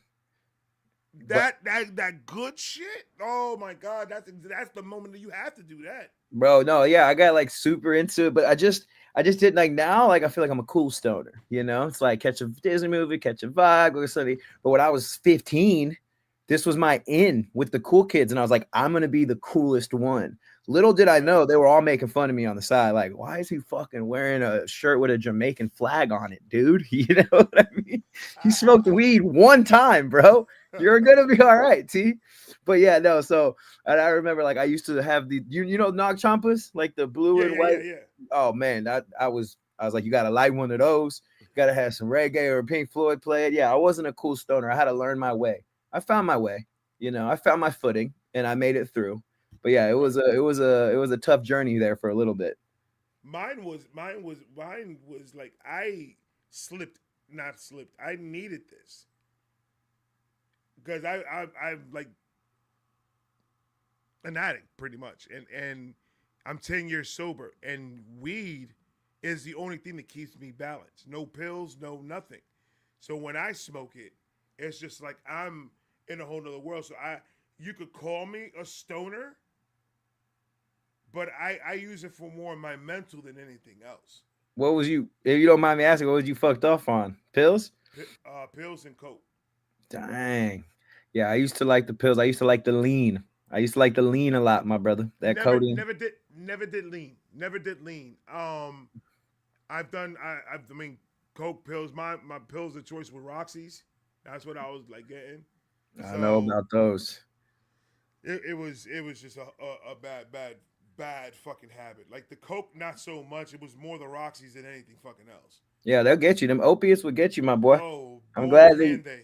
I'm glad. Yeah, I had a little problem with the narcos and the drink. I'd be mixing the lean, but bro, I blew up like a balloon. I was drinking like a whale. Like, I mean, I was on everywhere I went. I had a double cup. This is the Lil Wayne era. It's in my cup. It's in my cup. My cup. Right. And I was like, dude, that was biblical to me. I was like, it's my cup. Lil Wayne said it. Lil Wayne said it. But then I looked in the mirror one day. Like this is my cup. I looked in the mirror and I was like, I have the body of Rosie O'Donnell. I'm gaining weight, dude. I gained like 50 pounds on that shit, bro. And that was kind of what did it. I'm not gonna let you do that to yourself. I'm not gonna let you do that to yourself because you said something that was absolutely wrong. You cannot compare yourself to Rosie O'Donnell. Okay. Do not do that, please. You're a lot more handsomer than that man. Yeah. That was funny. That's what we call a zinger right there. You like the setup? That's what we call a zinger right there. I'm practicing. I'm practicing a little bit. Dude, I loved that. I didn't know where you were going. And then you arrived at the stage. You had a cape on and a Batman mask. Dun, dun, dun. You know what I mean? You fucking landed that whole like a back handspring, brother. Facts. That's that. Oh man, dude, we've touched on some shit, bro. We went from like gay jokes to fucking mental health to Right. smoking out of duct tape to Mm-hmm. addiction. Hey, this is a Mm-hmm. good fucking episode, dude. This is a I tell good you what. I tell this you what. Good episode, man. Good Oh episode. man, what a trip, dude. I see, and this is it too, is I'm a conversationalist, so I enjoy shit like this. Like when I drink, and this might be, I'm getting a little older now, 30s change. When I was in my 20s, I like to drink and go to the club. But I drink Right. now, I like sitting around and talking shit just like with the homies, Just and sitting, just chilling. talk about everything, and like this is so random in the most beautiful way. See, and that's the thing about it. Like when the guys want to have guys night out, chances are you'll probably find us in the back of our trucks or our cars in a parking lot somewhere playing music and talking shit about each other. That's it. That's it. Or doing what me and you do That's it. right now. Yeah, no, for real. It's so funny too because I think about a girls' night out, and it's like, let's wear the clothes with the most small amount of cotton or material or fabric as possible. Okay, let's go somewhere where we can't hear each other talk and try and get free shots. And then Right. I'm like, all right, we have a night out. And it's like, let's Uber Eats Taco Bell and talk about therapy, dude. And you know what? I would rather do that. I'd rather go get some Taco Bell because you got me at the bell. I'm Yeah, just no, telling you right now, you got me at the bell. The minute you say, "Yo, Ray, let's go get some Taco Bell," and I'm there. ding. Oh, but the club and shit. No, no, no, no, no, no, no. This nigga said Taco Bell. You crazy? Have you ever had a Crunchwrap Supreme, bro? Have I'm you ever going have, there. have you ever gotten drunk and then eat Taco Bell when you're blasted?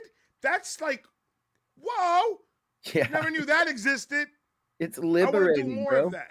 A Supreme Chalupa when you're drunk is like the first time you have sex without a condom, dude. It's I found liberating. something different. I found something different. I'm with you with Taco Bell. I'm with you with Taco Bell. What you I'm got? always gonna be with you with Taco Bell. Bro, you got to hit me with a banger right now. What you got? Hold Culver's. Cul- Culver's is top tier fast food, Ray.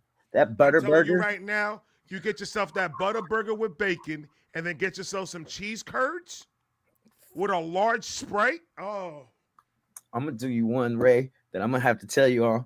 I'm gonna have to put you on, and I'm burning calories just thinking about this shit because I'm getting fatter because I want it right now. well, now I'm hungry. Now I'm Is hungry. the fucking chicken strips from Culver's is my jam. Them hoes just the texture is something that only an angel could create. Okay, the flavor. I mean, it's ratatouille vibes. Okay, this is like Francois shit going French on. swash shit. Yeah, yeah. And their honey mustard, Jennifer Aniston herself gave them the recipe for the honey mustard. I'm telling you, it's beautiful. It's Okay, beautiful. well, this is gonna be crazy because I've never did the chicken tenders from them. Hmm. Fucking up. So that's gonna be something I'm gonna have to check out next All time I'm I gonna go. all I'm gonna say to that Uncle Ray is you're welcome, brother. It's that shit Well, hit. you say okay, you're welcome. See, I love Moana, bro. I love Moana. I love it. It's a Okay, good that's movie, the bro. Rock sings that one, right? Yes, yes. Yeah. Okay. Yeah. I see. My I'm gonna watch it idol, tonight. my idol, my Dwayne. idol. I love Dwayne the Rock Johnson, bro.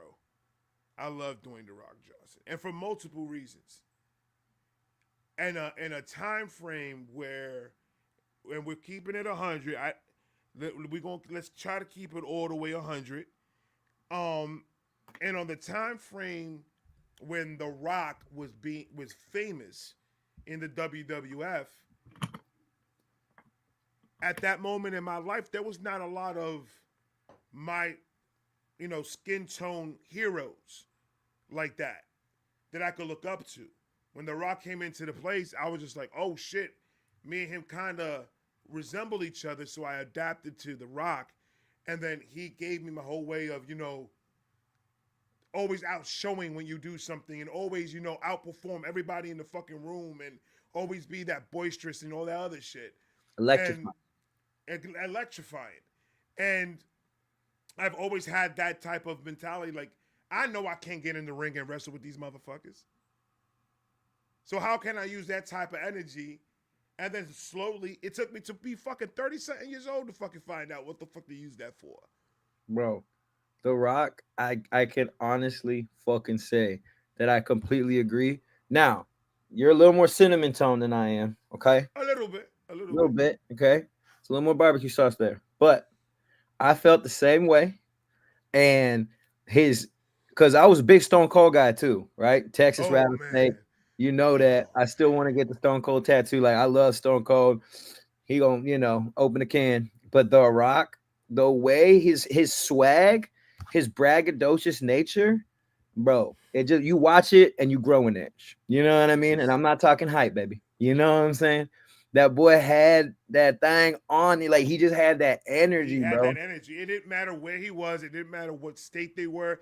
It didn't matter if The Rock was a heel or a baby face. He was going to get the crowd to react to whatever the fuck is it he was gonna do in that stage, Yeah, he and got it it. always worked. Well, he Like turned he was one of the only people who made the heel persona be so lovable to where it turned into the baby face because he was like kind of an asshole, but he did it so well that it was but so. the thing that the problem was when he was in the nation and when he was in the nation of domination shit and everything, it was like a gateway to pretty much release The Rock because they already tried with that Rocky Maivia character, That shit was whack. and that shit didn't work with nobody because now you look like the Tonka Kid and you look like all these other Hawaiian wrestlers that are having the same thing. They wanted something different. So when you put him in the nation, now he's babyface, Yeah, okay. pretty boy type shit. He just took off. It was him that did it. He took off. Did it. You see the I don't know, maybe it was in that Vince McMahon thing I just seen. I don't know what it was, but he said, I don't know when I saw the clip, but he said basically one night he just asked Vince, he's like, let me just talk, give me like 2 minutes on the mic and let me just see. Cause they were trying to like figure out who his character was. And they let him freestyle. I mean, I guess he has something premeditated, but he went out there and just threw that thing around, bro, and the crowd went crazy. But like that's ultimate self-confidence, bro. You know what I mean? That's Like, that's another level, bro. yeah, bro. I think I'm a good looking bro. I think I'm talented, but I don't know if I'd even have the cojon. I was gonna say the cojones, the the testicular fortitude, as mankind would say. Okay, Facts. to say, let me freestyle. I know everybody in this arena does not like the character that I am, but let me try something. Give me 2 minutes on national TV in front of millions of people and 50,000 people live, and for him to do it and successfully shift gears and make it go his way, man, forever. And then the That career, that that was the moment that everybody said, "Yo, what the fuck was that?" Because it was something new. Like Stone Cold at that moment, Stone Cold was the top oh yeah, wrestler that you could fucking think of. Don't forget about WCW, forget about ECW, forget about all that shit. Stone Cold was the one. And just that right there, the beef between them two, is one of the hands down, in my opinion, the like the best WWF beefs in that era. no, yeah, the Attitude Era is goaded. Like nobody can deny it. That time, they just can't. You can't get it past when DX was around. There's the Hardy Boys made a presence. Freaking Undertaker and Kane were brothers. Kane still had the fucking mask on. You ugly Mask bitch. on, yeah. Keep that mask on, dude. You are not a good looking bro. But that to me is goated era, and yeah, I don't think wrestling will ever get back to anything like that. So Oh, we absolutely not. Absolutely not. And you know what I'm liking though? I am gonna give it its credit. I think the WWE right now, I think they're starting to see that this whole thing that they've been doing with it is not working. So now they're bringing older storylines back into the main characters in the WWE right now, which is Roman Reigns, his cousin, the Usos, yeah. and all the rest of them. So now he's got a whole bunch of other people that's in his new squad and everything. So it looks like they're starting to come back with more of the older style type storylines. Yeah, which is smart. It's I'm not. because I'm not mad at it at all because I mean I haven't watched wrestling in a long time, but I did have the app for a while, like on the TV, and going back and right, watching some of those matches and some of those like WrestleManias and shit. And the goosebumps, dude, I'm talking shiver me timbers, brother. I'm like, bro. holy Like shit. I'm not gonna lie to you. It happens to me. I would say at least 4 to 5 times a year. I get into this little wormhole that I start the WWE Monday Night Raw first episode all the way until it started getting crazy corny. Damn. And you could do that on like the WWE app. I could do that. I know it's in a different thing. It's looking it through YouTube, Got you, going through got you, got Rumble to you. see if I can find clips there, and then I just go in the Yeah, chronological yeah, yeah, order yeah. Now and just get it all. I've been wanting to fucking do it, dude. I've been wanting to do it. But like, that's kind of where I feel like a lot of us got like, not to just sit here and talk about wrestling for too long, but I feel like you can see some of the rock in both of our characters. You know what I mean? That's a Like fact. it like and I don't mean character like this is not the real like my human like the character traits that I have and portray. They Right. do stem from that. So it's crazy to think that these people who were living or showing us like a storyline had so much impact, bro. Like that it like carried on, and now to this day, I'll always have some of that swag and like always like look at that with such high value. You know what I mean? And that's wild. And now the Rock is one of the most famous dudes in the whole world. Dude, Dude, literally, everybody knows the Rock. and it was one of those things that when you saw him, you were like, he this is not what he's gonna be doing for long. Yeah, He's yeah, yeah, not yeah. he's not gonna stick around. I'm a big rock fan, and when not to toot my own horn, toot motherfucking toot, but when he mentioned me on Instagram, I almost drop kicked the midget, bro. No lie. I'm gonna take a rip for that. I'm gonna hit this little thing that Ray. I didn't even know that fucking happened, brother, and I'm jealous. What? I don't get jealous often, dude. All right, I'm You didn't feeling know that. that happened? I feel that in my plums right now, brother. No, I didn't know that fucking happened, bro. I What'd he could have sworn say? I could have sworn that I told you. No, what? Nah, I didn't know this at all. What was the clip or what was the moment? Okay, all right. So do Yeah, you I'm know listening. when Hold on. go get your shit. I need to go and light this shit up again. I don't know where the fuck my lighter went. So do you remember the song that he did with Tech Nine? I do. I remember him doing that. So I was at 2,500 followers. I don't know exactly what the number was, but I was just beginning, Damn. and I did the reaction to it, and Damn. put the reaction out. Got good views. I got a lot of good positive shit back from it, and I was like, all right, cool, that's dope, and I kept on moving on with my humbled life. Like 2 weeks passed by, bro. It was like more than that. I think it was like a month passed by that I did this reaction. And I wake up the next morning and Keen Blitz, another reactor, calls me, is starting to call me on Instagram at like 7 in the morning. And he was like, and he keeps on calling me. I'm sleeping. I don't know what the fuck is going on. So I finally hear it. I pick up and he was like, dude, go look at your Instagram. And he hangs up. And I'm like, what the fuck? So I go to Instagram and I got like 2,500 fucking hearts and views and all this other shit. And I'm just like, what the fuck just happened? So I'm going through it and it's The Rock. He clipped the part that I was like when he was about to start rapping because I'm a big Rock fan. I gave the sign of the cross when he started because I was like, I really hope this goes well because I Yeah, love yeah, The yeah, yeah, Rock yeah, yeah, and yeah, I yeah. don't want The Rock to Don't get ruin this disrespected for me, because of the shit. Dwayne. Yeah, Like, yeah, don't. yeah. So I was like, I'm with you, bro. And he posted it on his page on No. Instagram. So I went, what, bro?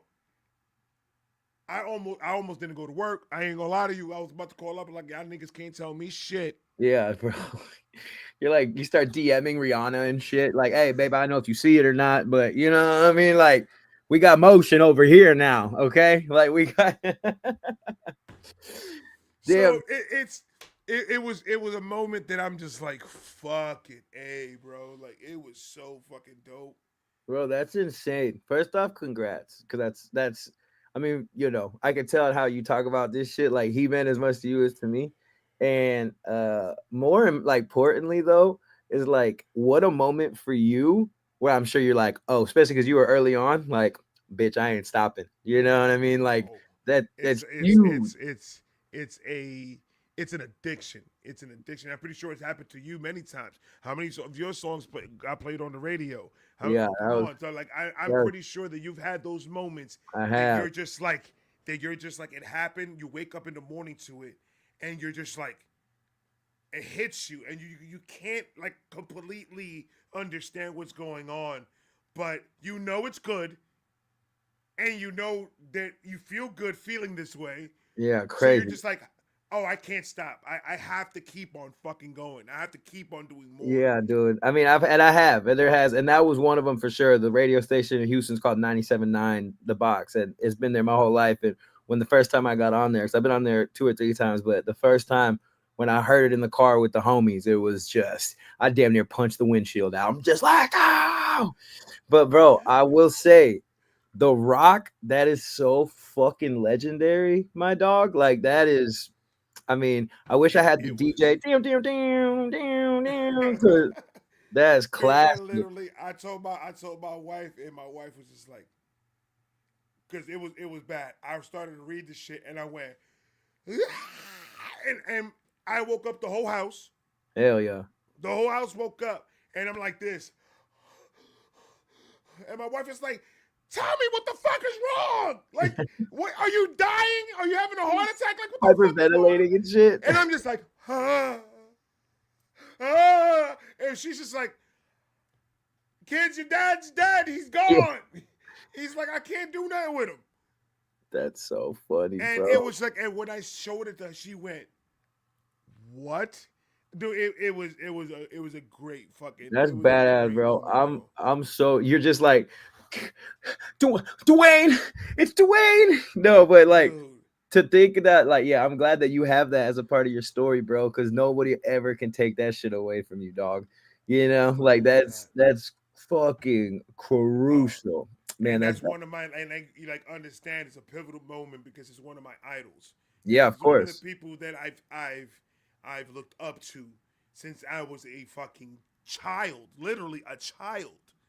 And I came up to know him and like respect him for what he done for the movies and used him as a force of, you gotta grind, you gotta keep on working. If you wanna do it, fucking do it. And he gave me that motivation real early stages in my youth to try to be that Yeah, one. no, for So sure. for him to do that is just like, because at that moment I believe I was in mentally saying, mentally I don't think I could do this. Yeah, yeah, Mentally yeah, I don't yeah, think I should do this. And then it was just like boom, then that happened, and I'm just like, that just validates that I should keep on yeah. doing this. Yeah, that's legendary, and you have that forever. And like for that to be such like a pivotal moment, and I knew it was. That's why I said I was like, what a way to light that gasoline, But like for it to be Dwayne the Rock fucking Johnson, dude, Bro, it was weird and everybody can crazy. eat your ass after that, brother. There's, you know what I mean? Like there, you No can't. Diddy, no Diddy, No Diddy, no doubt, no Diddy. No. I need to no light an Diddy. instant just to get the Diddy vibes out of the room Get now. that Diddy vibes out the room real quick. Fucking Because we weirdo, don't dude. we don't need it. That dude is disgusting. Have you been What? following the case? No, I mean, I up to a certain point, but not recently. The last thing I really like was aware of was the 1,000 bottles of lube, and So yeah, you know what's in the lube, right? Oh fuck yeah, I do actually. It's like some hypnol ass shit, right, or something like that, Some right? shit that numbs your whole entire body down, but you can't move your body. Yeah, dude, I was about to make a joke. Like, I got a lot of lube myself.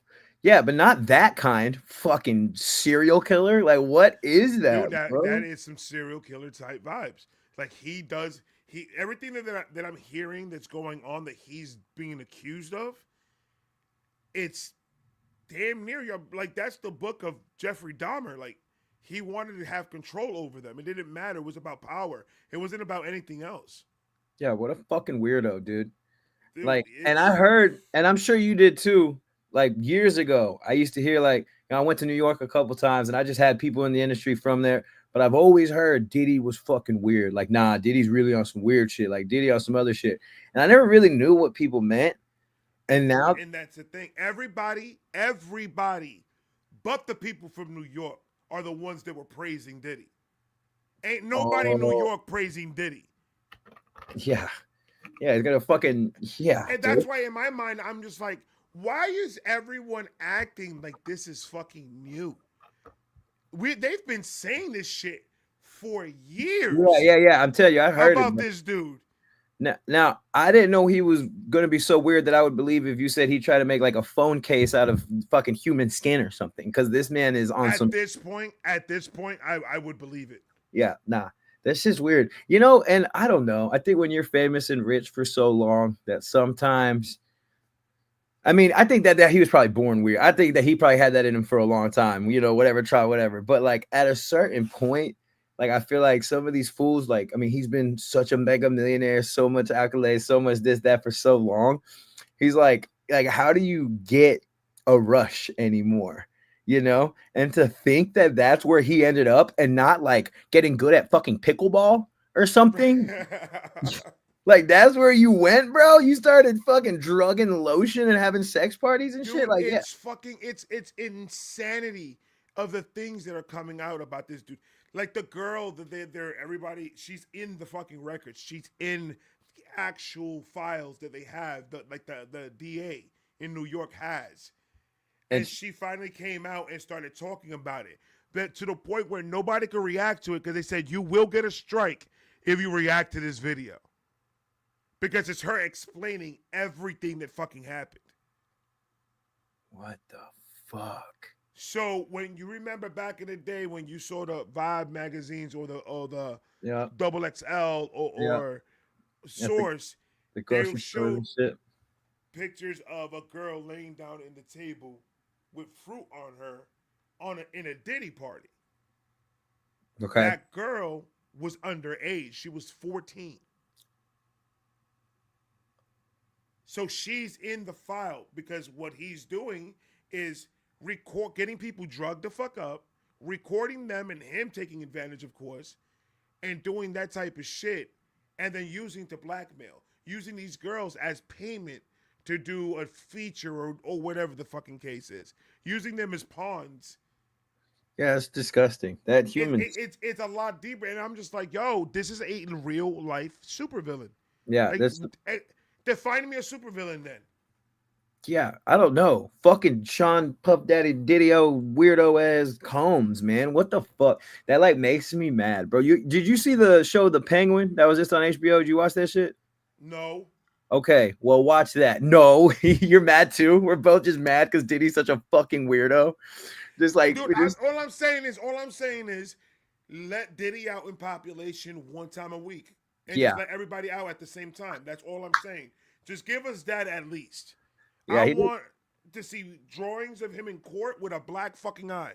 yeah, dude. You know, and like he's a pretty black guy, so hopefully it's like a very black eye. You know, like I need that shit to be pronounced, brother. Okay, I want to look like that eye. The eye is floating. yeah, it cannot blend in, bro. Yeah, exactly, I want that shit to look like it's floating in the sky, bro. dude. But Black. yeah, dude, the fucking yeah, I win, dude. God, that shit pisses me off. Anyway, where and Dude, I'm not gonna go. I'm not gonna go too far into like things that I fucking hate now because I hate Diddy so fucking like, dude. That literally made my skin crawl. Anyway, watch the show The Penguin, bro, because they do a Okay. good job. It's an HBO show. It's pretty amazing, but they do a good job of making you like the main character less and less every episode. Like he's a piece of shit, right? And like as the show progresses, you're like, at first you feel kind of bad. I'm not gonna say too much. Then you're like, I fucking hate this guy. And that dude is literally like Mother Teresa compared to Diddy now. Like that dude is a hero. He is Simone Biles compared to Diddy now. I am pissed. Like hear that? Yeah. No, get the fuck out of here. That ain't happening. That ain't happening. I don't like that. I don't like that, Ray. Diddy ain't gonna kill our vibe, man. Fuck Diddy. T2, take a little drink, bro. Take another drink. You good? I'm Blood good, pressure just man. come down. I'm like sweating Woosah. a little bit, dude. Like, see, I saw a drip. I saw a drip go down her brow. I did see that. dude, that's just so fucked up, man. And people suck. People suck. People suck. So what it comes But down to. we know that, and that's why there's people like us that exist in the world. I agree. I agree. I definitely pride myself on being a good fucking person. And it's such Fucks. I hold myself to that standard to be a good person. And yeah, I hopefully I can balance out. I literally was gonna say facts, and fucks came out my mouth. Said what thucks? I literally was gonna say facts because I was agreeing with you, and instead of facts, fucks came out my mouth. Because we're thinking still fuck Diddy. Fucker. It's still in my head, bro. It's still You in my can't in my head. I hate that. in my head.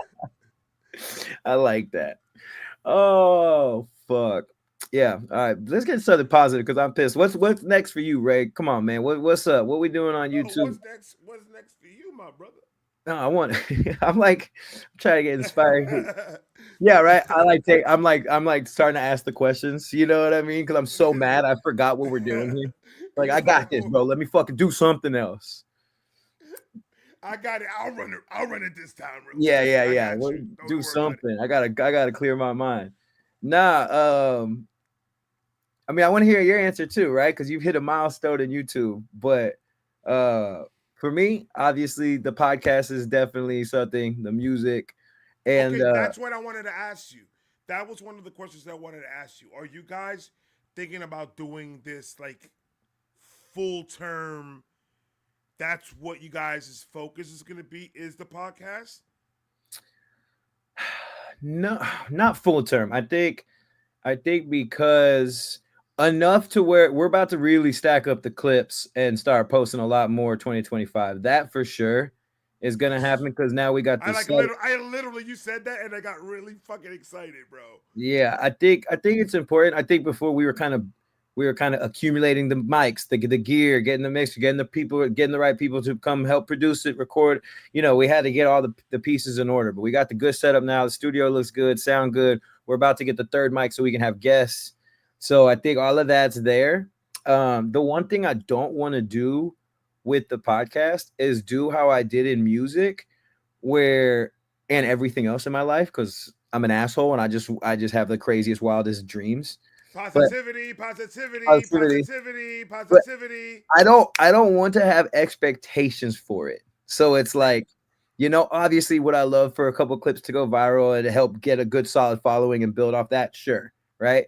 But I just don't want to like, you know, be like, oh, if I don't do this number of this followers or this views by this time, you know, I'm done with it or I don't like it. You know, I think it's Right, right. very much we want to keep that fun because everything else in our life is we're very gung ho and like all in on.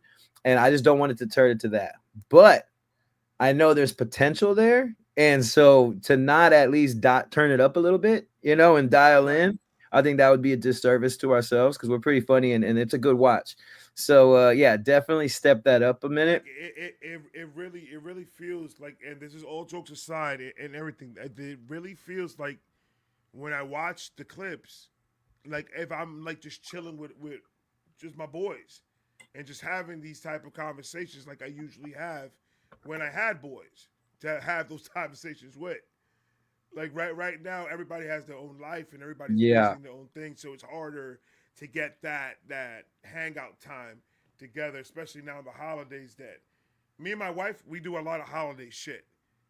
Like we go to the train rides and we do Disney and we do Yeah, We yeah, go yeah, all out yeah. when it comes to the holidays, so it's hard to try to get that perfect time. I like that though. I like the concept of making it feel like it's just hanging with the boys. You know what I mean? I think that's cool. I think hearing you say that kind of is like a nice little note, just a little, hey, that's a good little vibe right there. Keep that vibe alive with it. You know what I mean? Oh yeah, Because that's exactly what it is. Like me and him, we're best friends, but bro, you know, he's about to have a kid. He's married. He's on the other side of town. I'm in the hood still. Like I live in the city. He's in the suburbs. So that's our day to hang out. You know what I right, mean? Like right, so that's exactly. what And that is what better exact. to do it? You can't fake that chemistry. You guys are best friends, so this is just best friends talking raw. That's And it. it's just like it's the perfect combination. You can't do that podcast with nobody else. It has to be with him. Yeah, it's crazy. Yeah, that's really cool that you feel that from it because you know you don't know like the ins and outs of my life or what it is, but that's what we look forward to podcast day because we know we're gonna probably have a couple drinks. I'm gonna order for he likes to cook, so if he's not cooking, I'm ordering food. If I'm not ordering food, he's cooking. We have other homies come and they know, you know, usually we do on Fridays like, oh, they're gonna do the pot on Friday. Hey, I'm gonna drive up there and we're all gonna hang out when we get done, you know. Takes a couple Right. hours. We're done now. We got 3 or 4 of the homies there. We're all in the backyard chilling, smoking. So yeah, that's cool. That's it. I'm taking that. I'm taking that. I'm putting it in my little pocket, and I'm bringing it with me because that is absolutely what the vibe is. And I think that should be something that could be turned up a little, emphasized on. You know what I mean?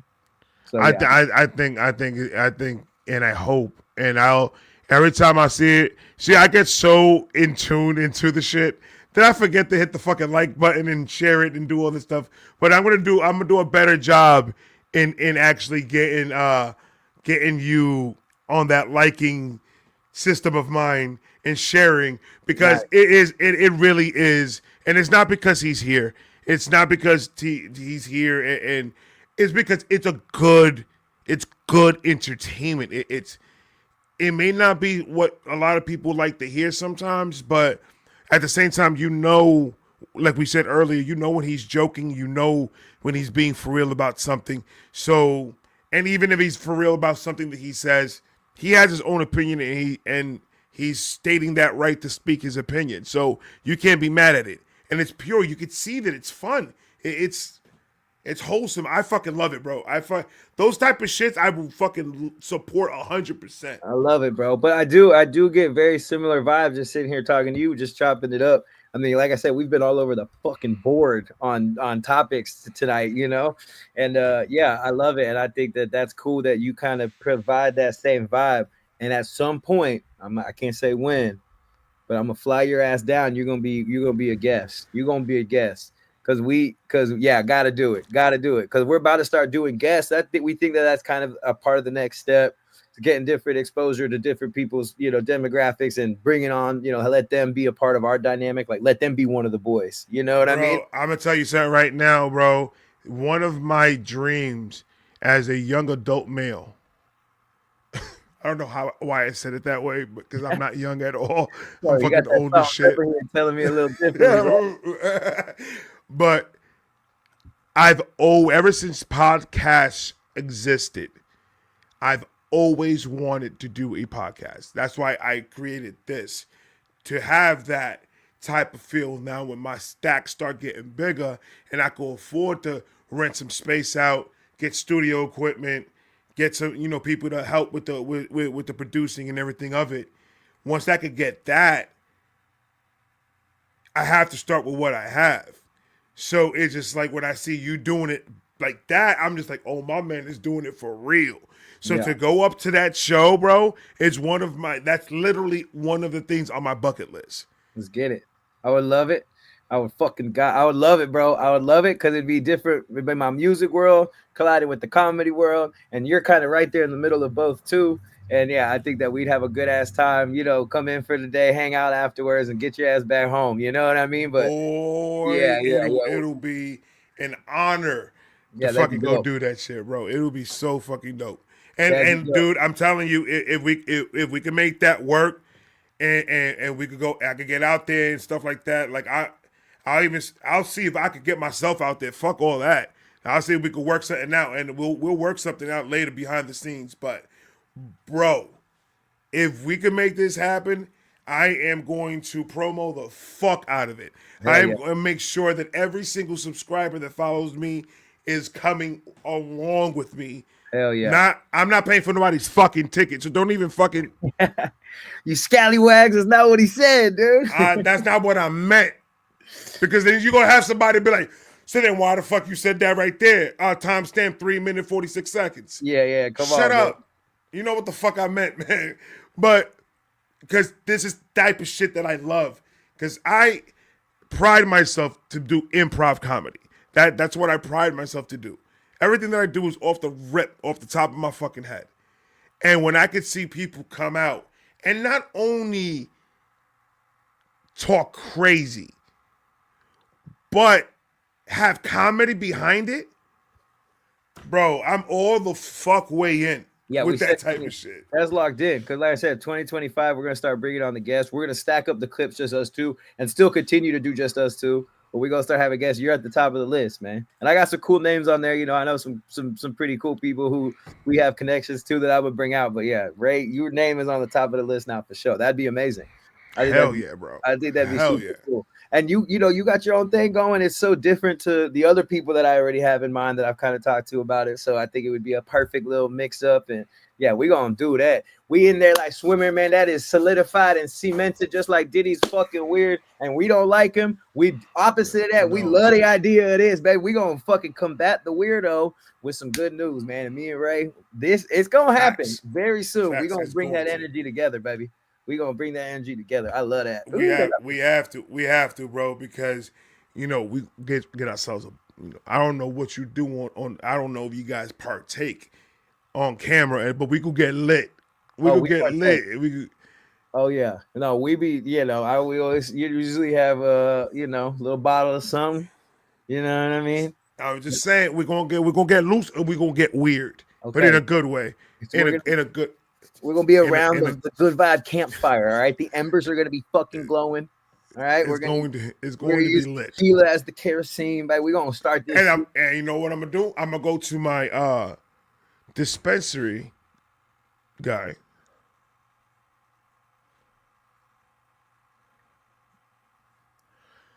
And I'm gonna tell him to go ahead and hit me with that sour diesel real quick. And I'm gonna bring some sour diesel. Oh yeah, bring it on, man. It's gonna be serious. Yeah, I would love that. It's gonna be serious. I would love that, bro. Yeah, that's gonna be fucking good.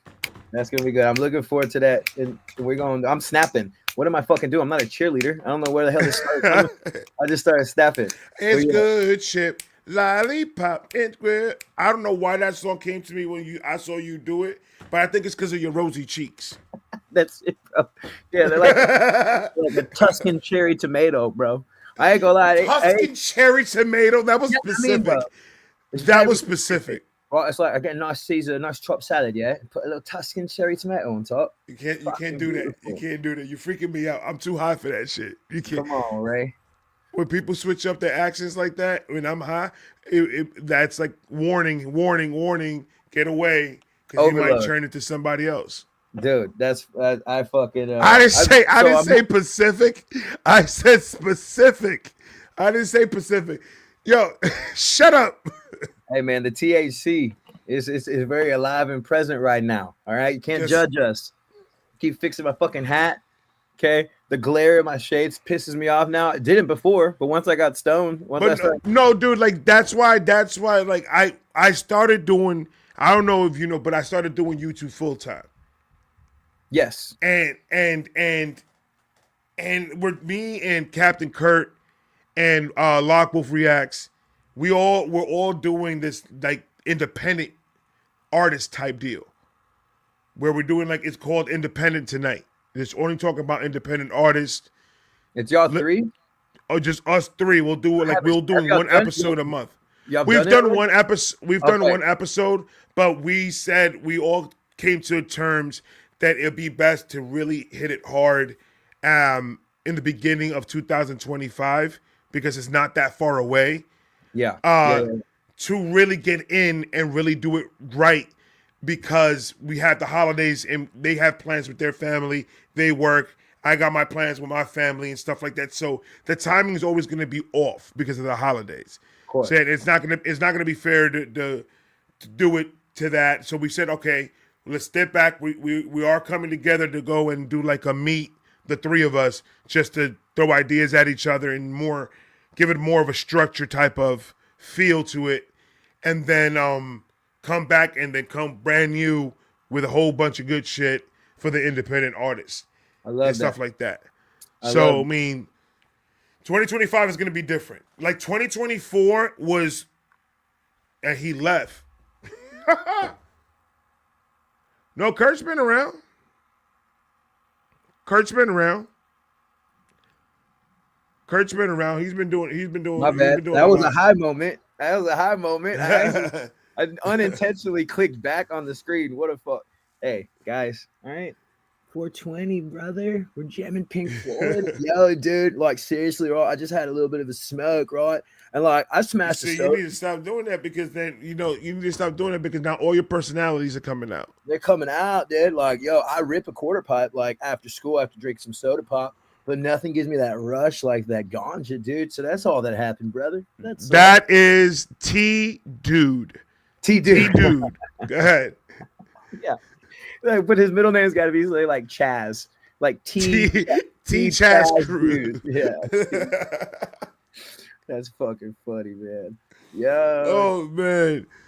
But I'm excited. I'm fucking so excited, that's bro. so, yeah. My bad. Let me comment because I love all three No, of no, you. no. Your shit is. It's like I'm watching something big in its infancy, and it's exciting for me to watch it because I know it's going to catch on, and it's going to catch on quick, and it's going to blow the fuck up, and I'm just like, oh, I can't fucking wait, bro. I love that, bro. I appreciate that, bro, too. Because I've been doing music for a long time and I'll never stop, right? Like, I have a bunch of music right now. I got a fucking release. I got a lot going there. But as you get older, you find these journeys lead you into different side missions and side quests. And then they become the new journey and the new mission. And yeah, no, the podcast thing is super important to me. And it's just it's cool to hear someone whose personality and entertainment value I respect so much say that, dog. You know what I mean? I It, appreciate you, it bro. tickles my pickle, bro. No Diddy. You're the one that keeps on bringing up the Diddy. You're the one that keeps bringing him up, and then you get yourself mad, I know. and then it's a whole thing that we have. Right when I said it, I was like, "You idiot! You idiot. Why are you doing that, dude?" It's like when I cry. Fuck Diddy. Dude, it's like when I cry or when I bring up Diddy, I get mad, dude. I get mad at myself, man. Don't be stupid, dude. No, man. Fucking yeah, that's cool. But I am excited for you and Kurt and Wolf because I like all three of y'all. Y'all have different personalities. I think that would be sick. I didn't see the first episode. I'm gonna look it up. But that's why I knew y'all hadn't been doing it long because like I would know about that because I'm cool Right. with all three of y'all. Yeah, man. Right. Kurt's We're, cool. we're gonna really hit it hard, bro, and I can't wait for it because I think it's good for the independent artists that is trying to come up and shit and try to get heard and a good platform for them to display their music and it's just something dope for us to do. So It helps everybody. I hope man. it goes well. It gives you a reason to work with some other dudes that are fucking dope. You know what I mean? They got you. Because I ain't no lie, I stopped myself for since the beginning to really work with somebody, and then I started coming up with not coming up, but started getting more comfortable with the idea of like it's inevitable. You have to network when you're doing this. Like whether you like to or not, if you really want to do this as a living, you have to network, and you have to network with a lot of people, and it's going to be different personalities. My thing is matching my personality with somebody that yeah, is going to be on the negative side yeah. Go of like, that coin. counterproductive. Nah, but like you're right. Like your network is your net worth, and it's just like the reason that we could do it just us too. But like bringing in guests, it just gives you a broader exposure. You know what I mean? And it's mandatory. I mean, it's like doing features in music, right? Like hopefully you just do it with people you like, but you have to work with other people unless you're a certain level where it just doesn't matter, which very few people are. But for most of us, most artists, you have to work with other people. That's just kind of the name of the game. So I think that's cool that y'all are doing that. I think it definitely gives independent artists platform. It gives y'all a reason to work. Yeah, I'm excited for that. I'm glad to hear that. That makes me happy, man. Right, dude. Yeah, I mean, and that's what we want. That's what we want to start portraying more. It's just highlighting the positive side of rap, highlighting the positive side of a community of rappers and reactors. Because there's many people have always said us reactors are the DJs from back in the day. We're the Nice. ones. We're the ones that are giving light to more people that probably never heard of you, but followed us. And boom! Now in return, here's your music. Oh, I love T2. I'm gonna go follow him now. Yeah. So it's the transfer, and it's we've been seeing a lot of negative for too goddamn fucking long already with this shit. Bro, bro. I mean, first off, I totally agree. Like it's like the tastemakers, the DJs were those people. They were breaking artists before the labels even like back when hip hop was in its golden era and music was still fucking good for the most part. But now I agree. I think that y'all have a certain power. And I didn't realize it, bro. I really didn't. And I will say that Upchurch kind of put me onto the reactors and like how important they were, and like, and I really started to enjoy more reactions. Like when something new comes out, I'll almost look for the reaction on it before I even, you know what I mean? I'm like, oh, what did Ray say about this? Or you know what I mean? Like I enjoy that. That's now a part of my digestion of entertainment process. But yeah, I think y'all do have this like sort of ability, power. You know what I mean? Like almost like y'all went to Hogwarts or some shit. Y'all got some magic in the midst, bro. But it's important. And I think it's important that y'all know it. And I think it's important that that it's used properly, but I think that all three of y'all do, and all three of I y'all can't. react to my I shit. can't I'm speak. grateful. I can't speak for the no, but your shit, dude. I mean, ever since I came full time, I've been having so much fucking music thrown at me that I'm keeping myself busy. And when I met Kurt at Upchurch's concert, and we linked up a little bit after that, and then Wolf, same thing. We connected. I'm just like, oh shit. Let's push more of the positive side. Let's actually bring it back about the music instead of everything else. Because Yeah. everybody else is already doing that. Everybody else is like it's inevitable. We have to talk about the drama and we have to bring it up because if it has to do with why this album came out or this track came out or whatever the case was, to follow the guideline, the music is the guideline. So you'll know what happened throughout the music. So inevitably we have to talk about it, but it's preying on it and staying on the fact of the drama is what we don't like, what we don't want. Yeah. We want it to be like, what are you bringing to the table that you could consider yourself one of the best MCs out here? Yeah, no, I agree. I think it's cool, and I think what's crazy is y'all do. First off, there's drama with between reactors and YouTubers and shit, which I wasn't even aware of. But there's a lot of that. But also the drama that comes with the music, and all of y'all react to country rap shit too. And there's a lot of drama there, and it's just like so finding a way to somewhat keep the light, glowing bright. You know what I mean, and avoid the fight, or else if you want to get in, we're gonna say night night. But I think it's Oh, I, oh, that I was just a little bit for you. That was just a little bit. I think it's important that y'all do that, man. That's dope. That's fucking dope. I'm excited. Yeah, because I mean, it's like, because then what happens is people like you and people like True Mob and people like all these other independent rappers that are trying to get that light are getting overshadowed by the drama. So it's not fair. It's not fair to you guys. So I'm just like, yo, it's like it's crazy because the talent's obviously there. And before we get out of here, I want to play one of your tracks. But the Yeah. talent is Thank you. it's obviously there. Love, And bro. not to bring a light to that will be an injustice to hip hop. I love that. I appreciate it, man. Like I said, I've been doing it for a long time, and I was doing a lot of stuff that was getting love, like behind the scenes. Like when for a while there, I thought I was just gonna do songwriting and placement work because I got some songs on HBO and Showtime and ESPN, but I wasn't getting this huge fan base. But I was like, I know I got something to offer. And Right.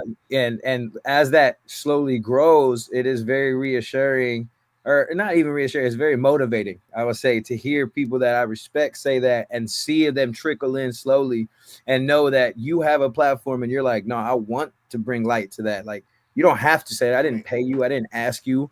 You know what I mean? Like you were like, yeah, hey, send me your music. Whenever you drop, I got you. It's like, let's fucking go. yeah, and It's a I try blessing. my best to try to get, and the thing about it is I try my best to get everybody into a reaction or try to get poured them in, but the amount of donos that I get, it just gets crazy for a while. Yeah, But you're it's not just going like to. that's why I love the platform that us three are trying to build to bring some more of that positivity, because you're obviously going to be on my fucking list. Come on. Like when we saw you live, bro, I've never seen somebody as hype as you on that stage. Coming with it. Like, bro, the energy, it was 100. Crowd was rocking. You know what I mean? Woo! And don't be making me feel like a superstar, bro. Don't be making Come me on. feel like a superstar like that ever again. Come on, man. That was dope. That was a really good night. Like getting to hang with you Bro. and all the fucking biker dudes in the back at the end. Like Yeah, dude. It was. I'm gonna tell you something right now, and I'm so happy that you're here that I could say this in your face, in a good way. That sounded a little aggressive. yeah. that Say what? sounded Say what? aggressive as Huh? shit. Say what? Then go ahead, say what the fuck you gonna say, Yeah. So what you gonna motherfucker. say then? But the amount of love that I witnessed that night, I never thought in a million years I was ever going to personally feel. Cause from the minute that I text you, yo, cause you told me, yo, Ray, text me when you get to the parking lot. And I kind of didn't want to text you.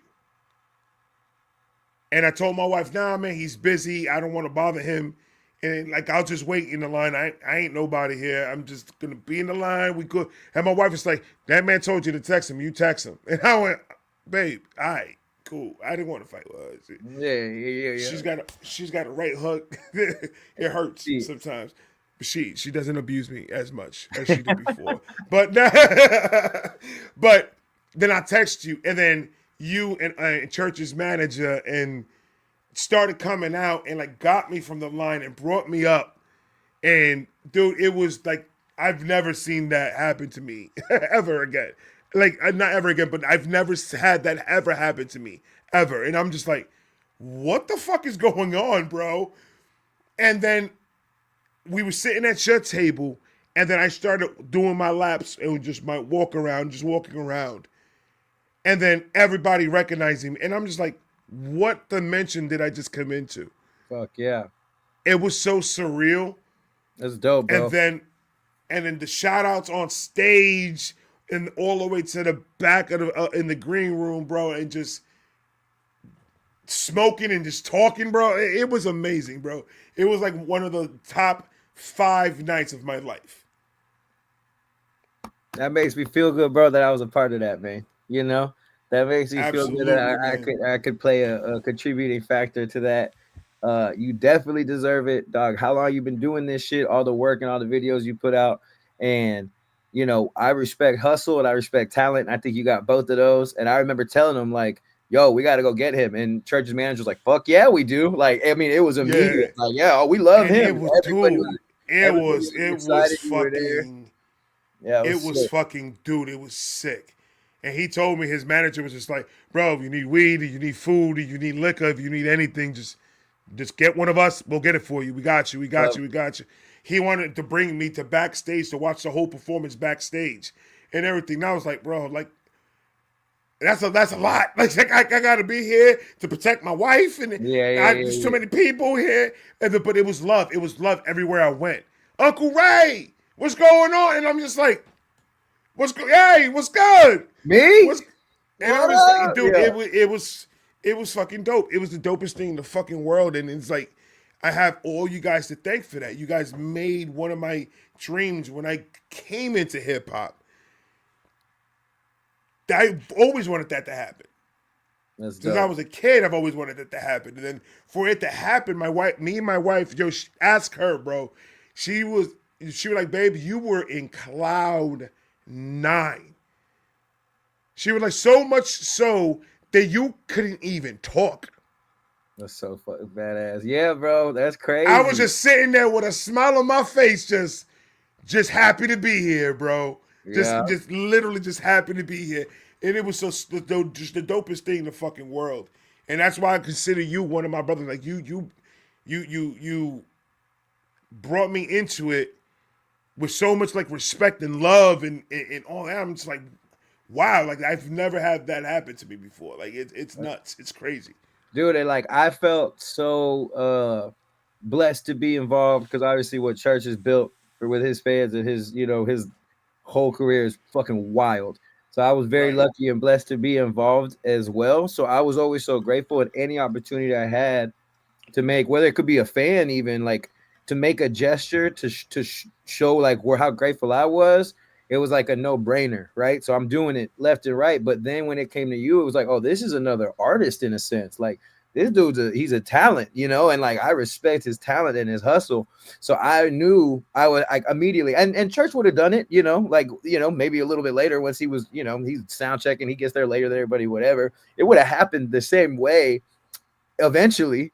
But the second that I seen that you hit me up, I was like, boom, boom. Hey, I got to go get him. Hey, B, hey, tell Church. Hey, and everybody's like, yeah, go, let's go. Like, I mean, it turned into a mission, like a fucking mission. People's like, yeah, let's go right now. Let's go get him. Let's go. You know what I mean? So, Dude, it was so dope, bro. It was and so dude, like I don't know if you remember, one of my favorite parts of that night was we were in the green room backstage and we were with the biker dudes, right? The outlaw MCs. And the big dude who looked like Bam Bam Bigelow from started singing yeah. Lauryn Hill, and he was like, "I'll sing Lauryn Hill right now." I was like, "Bet you won't." And then the whole room started singing. Lauryn, you Right. remember? Yeah. I was right there with Church when he was talking inside where he was getting his cut and shit done. That shit was dope, dude. The moment that really what got me like holy fuck was when all four of you were on stage at the same time. The energy that was coming out of that stage, bro. Well, like you had to like you can't record that and have someone feel it. You Yeah, had to be there to feel the energy. Because I was in awe. I was just standing there, I was like, yo, these dudes are doing it for real, for real. Like this is the moment right now. They're having the time of their fucking lives right now. yeah, it was dope, bro. Those, yeah, and I'll always be grateful to Church for the opportunity. That's period, point blank, because Right. we got to really fucking live out some dreams and connect with so many fucking people that I would never would have come across their radar otherwise. You know what I Right. mean? So it was like that when it comes down to that, it's a whole lot of feeling grateful for that. And yeah, that's cool. I'm glad that I was able to play a little part in how special, epic that shit was for you, dog. Like that makes me feel good. So, and I'm Well, gonna need that word. same energy when you come down to the podcast, man. I'm gonna need you to Oh, come come on, on, dog. You already know what it is. You come already on, know. I'm the one that if I'm not energetic, you'll know there's something wrong. yeah. Oh, and Like then no lie, yo. You know how good people their minds work. I did this happened like months ago. Something happened personally in my personal life that really like knocked me off of my energy. I'm a type of dude that before I react, I have to get into a mindset before I do anything. And if I get knocked out of that mindset, is a problem because it's gonna show on screen.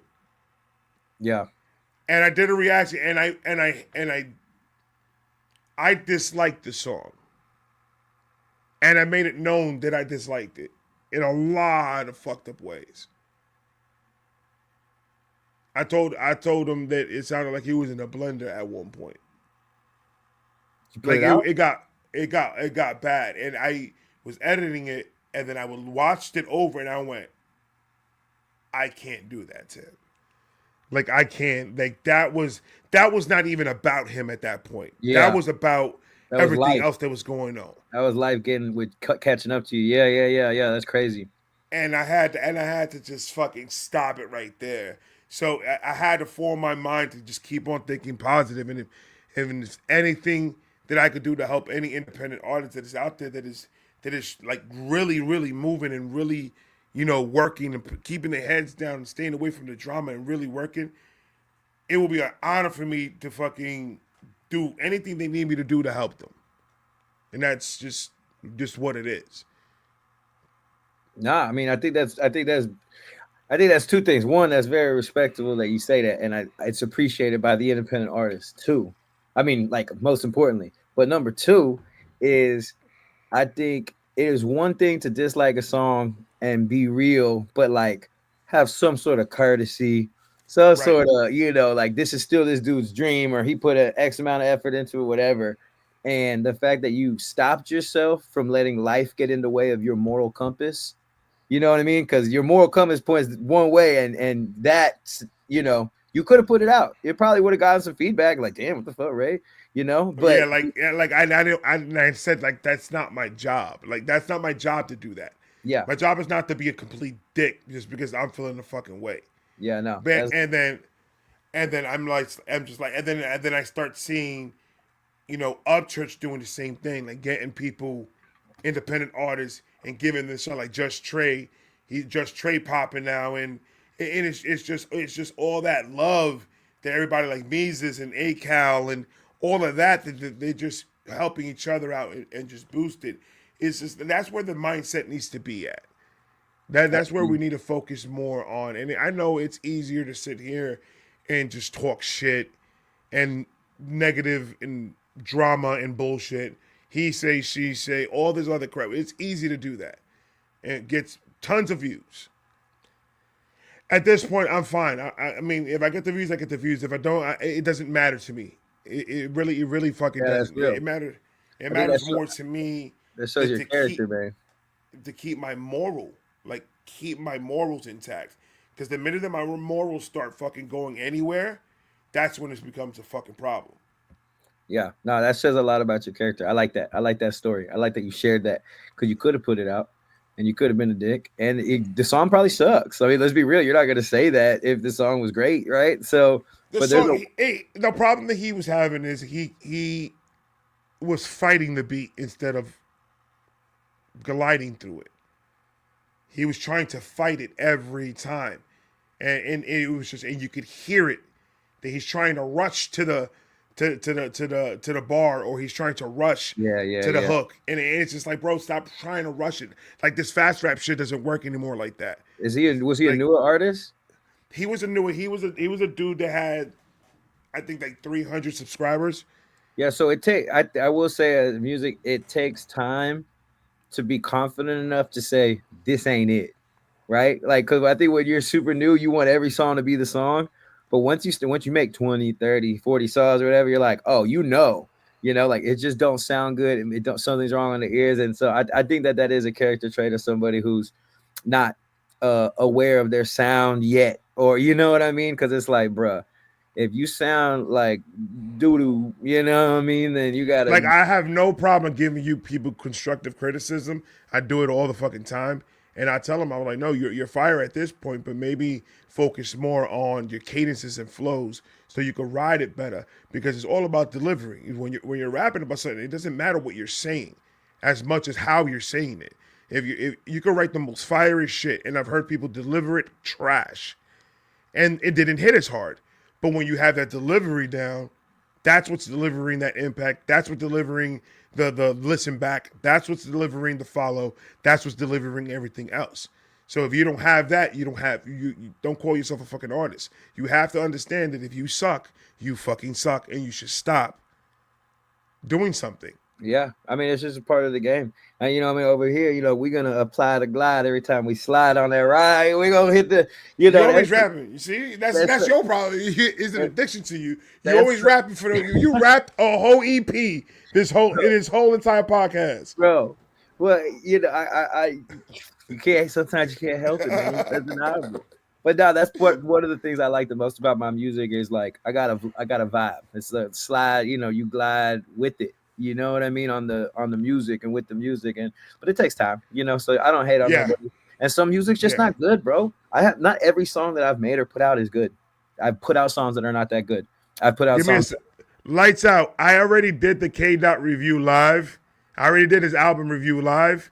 I finished it on Twitter. On no, on what the fuck do I got?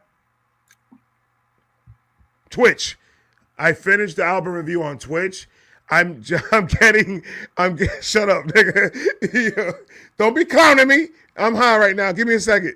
I already got the video footage. It finally loaded, so I'm gonna post it sometime this week on YouTube. I'm gonna post it there, Dog, but it's this there. this fool said TAC gave to him. He said Twitter. and then pause for like a solid 6 seconds. I could have done 10 push-ups in those 6 seconds, and then goes Twitch. Because I knew Twitter was wrong, and my Yeah, brain yeah, knew you it, said it. and I was low key disappointed in myself for saying it, and that's why that was that pause. I was just like, "You a dumb motherfucker." You motherfucker. Yeah, that moment. It's like when you cry. It's like you motherfucker. Get it Did you out. hear the Kendrick? Did you hear the Kendrick album? No, bro, I Oh, didn't. masterpiece, Is it? masterpiece, So masterpiece. my thing with Kendrick is I feel like he's so talented and so next level intellectual, bars, stories, all that. But the only thing for me that ever had true replay value was Good Kid, Mad City. I feel like to Pimp a Butterfly, I listened to the whole thing. I thought it was beautiful. I never went back and listened to it again. You know what I mean? What? You've never re-listened to How to Pimp a Butterfly?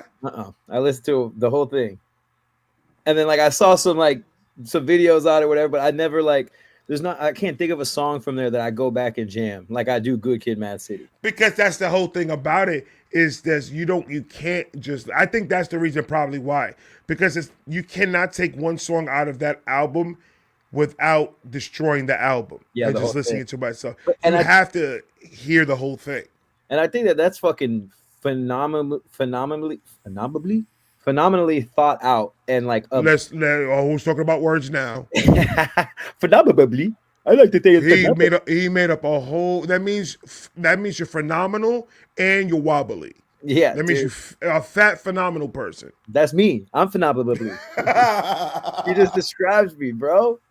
But no, I think that's very well executed. Anyway, I mean, I love Kendrick, and I think that he definitely won the Drake beef, in my opinion. Right.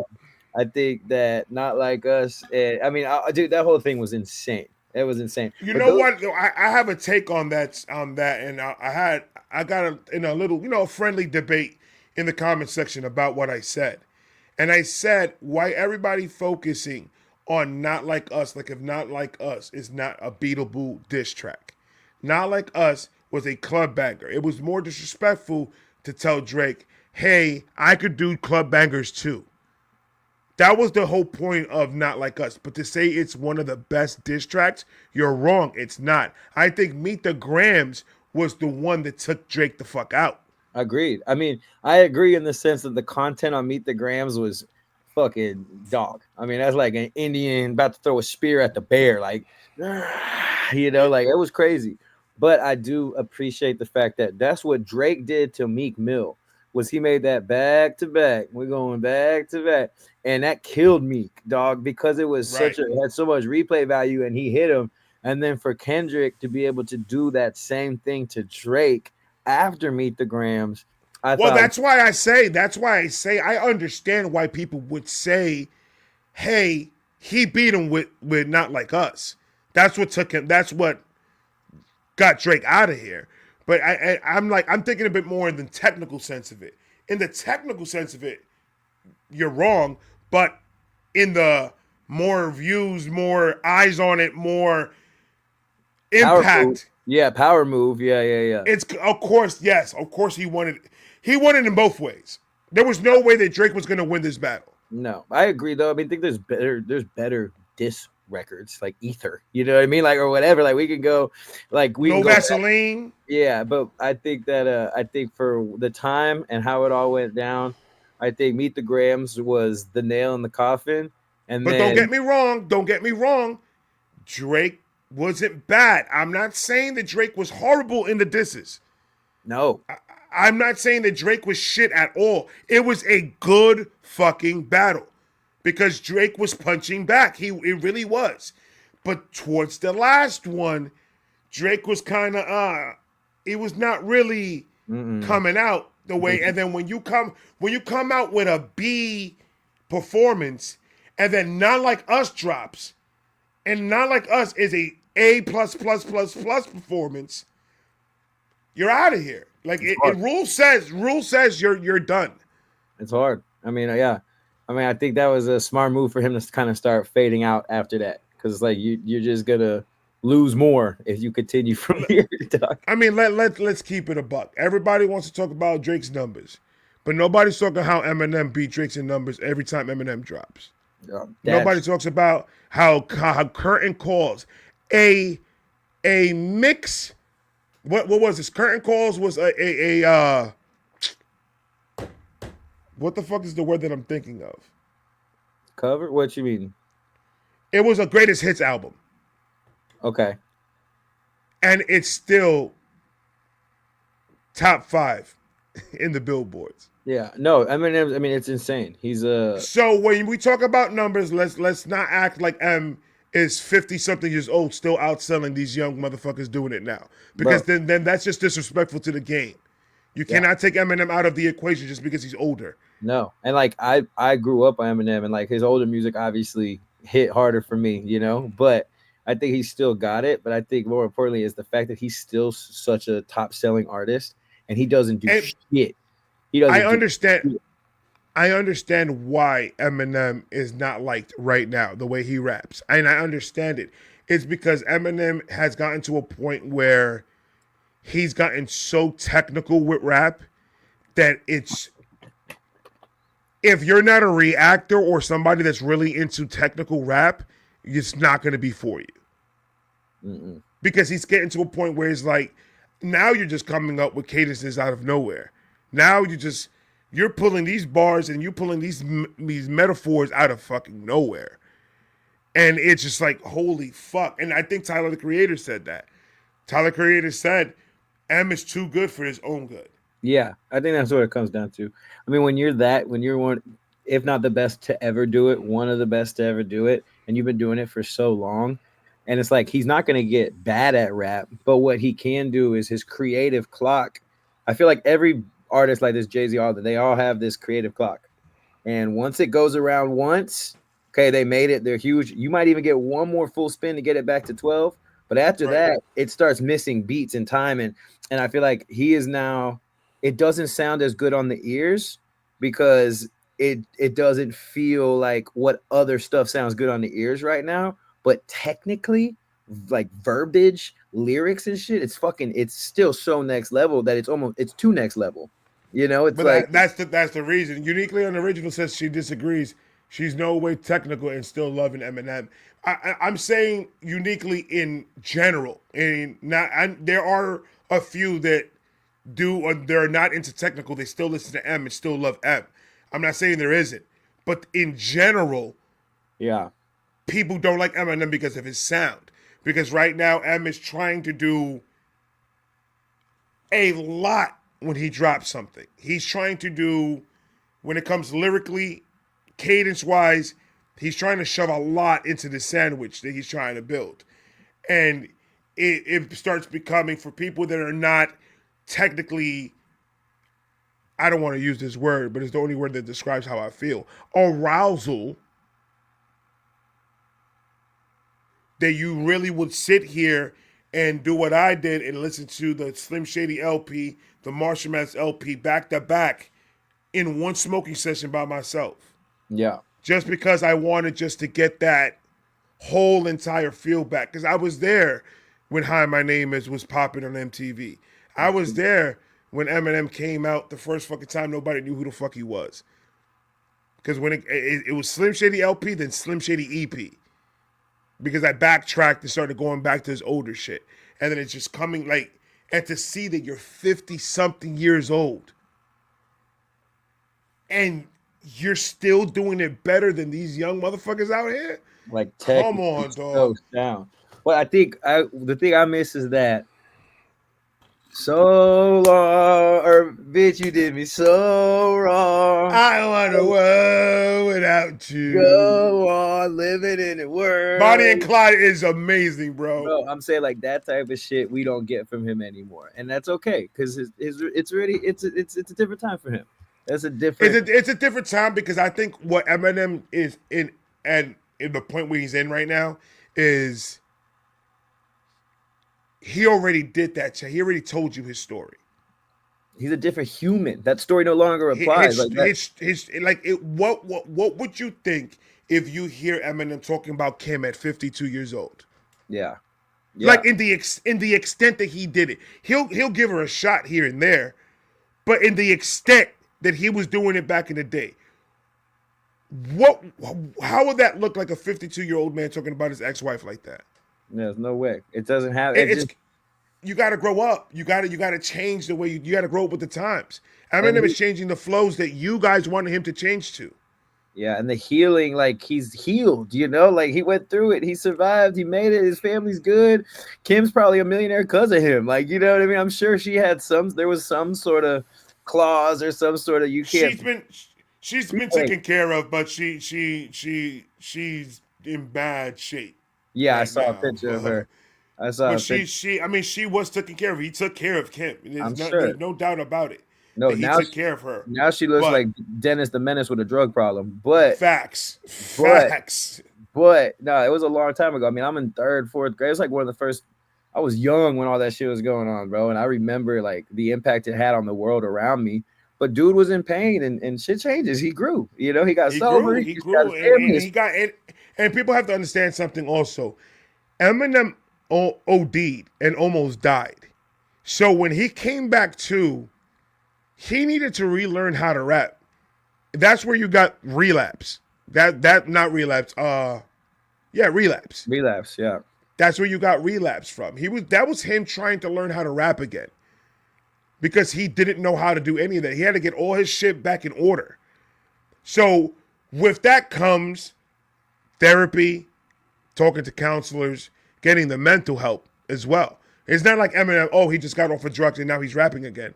No, it was he got off of drugs and he started getting mental help. Yeah. So now he knows how to control when Slim Shady needs to come out and talk that reckless shit. Like he doesn't need to do that anymore. Now he's just, if you are following because you love lyricism and you are a nerd with the lyrical shit, then follow me because of that, because that's what I'm going to give you. I'm going to try to outdo myself and try to outdo everybody else around me because this is never ending for me. I'm always going to be judged. I'm always going to be fucking looked at as not a rapper.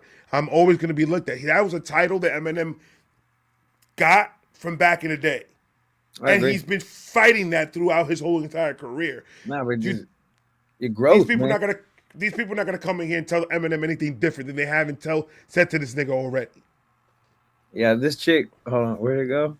Lisa said, I heard Evan's first three stopping post radios. I'm loving the new M stuff. For me, it's like picking up where I left 20 years ago. Thank you for saying that, because now I'm gonna check it out. Because I haven't really dove in to the newer M stuff as much as I did. Again, I kind of just hit the quick review. I'm speaking to you like you nigga, you don't know. But then, no, I mean, I know enough. Like I'll click reactions and shit. You know what I mean? No, reaction. No, you gotta. As an artist, you have to ingest it. Thank you for the love, Ren. I don't know if you know my music, but go check it out. Thank you for rocking. You've been here for a while. Much love. Ren, I appreciate you. Ren, I appreciate you. Love. Much love. Renegade love.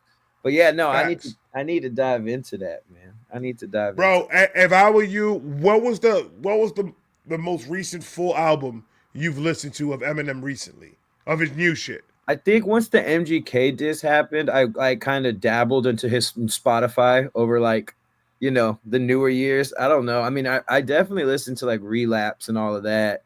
But I couldn't tell you if I listened to a whole album since the MGK thing. Because I went like just kind of scrolled around. I was like, man, I haven't jammed Eminem in a long time. So like his new shit, his old shit's, constant. Like a constant, right. His new shit, I would start from Kamikaze, because that's about the time that you stop like listening to it as much. Yeah. Because that MGK thing was when Kamikaze dropped. I would start with Kamikaze, Music to Be Murdered By, side A and B, and then The Death of Slim Shady. Because it all ties in together. I'm down. I'm gonna fucking get my put it's a trip and a fucking half, bro. It was, I think, one of the best albums that dropped in 2024 was The Death of Slim Shady. Fucking good night, man. A lot of people are leaving. Man, what's up, Ray? Let's play. Speaking of music, man, let's play some music. Everybody gets out here. I got one here. I'm curious as to what you would pick for anybody who's in here who don't know me, man. I think. That's easy. This is one of my favorite songs.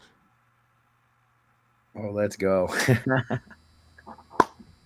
Let's go, man. If you're here, you don't know who I am. This is one of my songs, one of my videos right here. This is my man.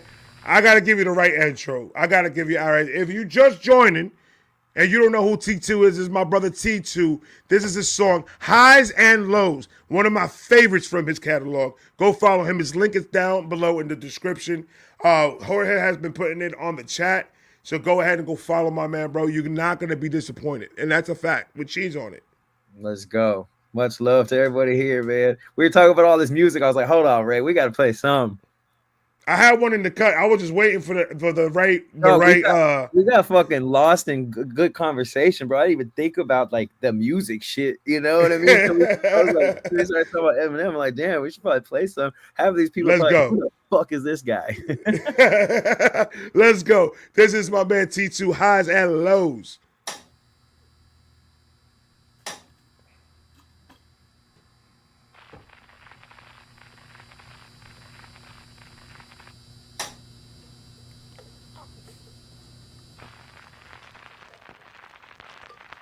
And I say, I've been on a high, riding through the lows, trying to touch the sky, sinking through the floor. By the way, this is the cruise music for me and my wife. Love that. We play this we gonna play this when we go on the cruise in May for our honeymoon or belated honeymoon. Bro, I love this song. I love this fucking song. Trying to grow my soul, trying to be the one. When the story's told, bounce. I've been on a high, riding through the low, riding through the low. Gotta touch the sky, gotta touch the sky. Once before I go. No, I ain't fucking with them, no. And half my people changed since I've been on the radio. And now these females hang around like they made a rope. Low-key got a gang of hoes, but I ain't tryna save none, no. These rappers in the game today, unrelatable. Balenciaga's big-ass chains, I'm in some plain-ass clothes. Rockin' Vans before Lil Wayne, then they made it cool. So hell nah, big dog, I ain't the same as you. I'm riding off on that glass house, made it out of that trap house. Got nothing but hustlers around me. I said I'm making money so fast now at the bank and I'm about to cash out. My life changed with a pound of OG. And I said I've been on a high, riding through the lows, trying to touch the sky, sinking through the floor, trying to find my mind, trying to grow my soul, trying to be the one when the story's told. Bounce. I've been on a high, riding through the low, riding through the low. Gotta touch the sky, gotta touch the sky. Once before I go. And I ain't no a stranger to pain, though. Feel tied up and strangled right now. You see, that's just how the game go. Cut deep from all angles. My city taught me never back down. How you feel? Lights on, but I can't see. In the back of a Camry, her heart, what she hand me. Like, what I'ma do with that? Last love left me empty. Fast life always tempt me. Playboy of the century. Those feelings, I threw them back. And I say I've been on a high, riding through the lows, trying to touch the sky, sinking through the floor, trying to find my mind, trying to grow my soul, trying to be the one when the story's told. Bounce. I've been on a high, riding through the low, riding through the low. Gotta touch the sky, gotta touch the sky. Once before I go.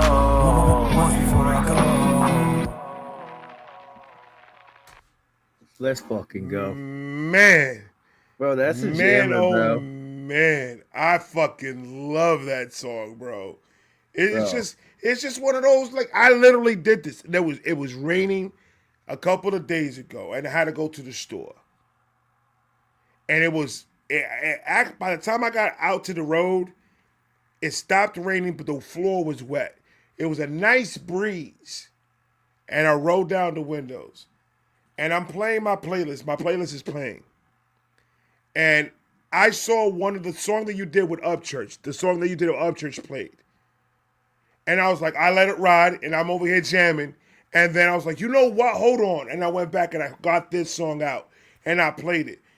But ain't nothing like driving down with a nice brisk wind hitting you, just jamming the fuck out, bro. It's the most, like, my music molds me to do shit around the house.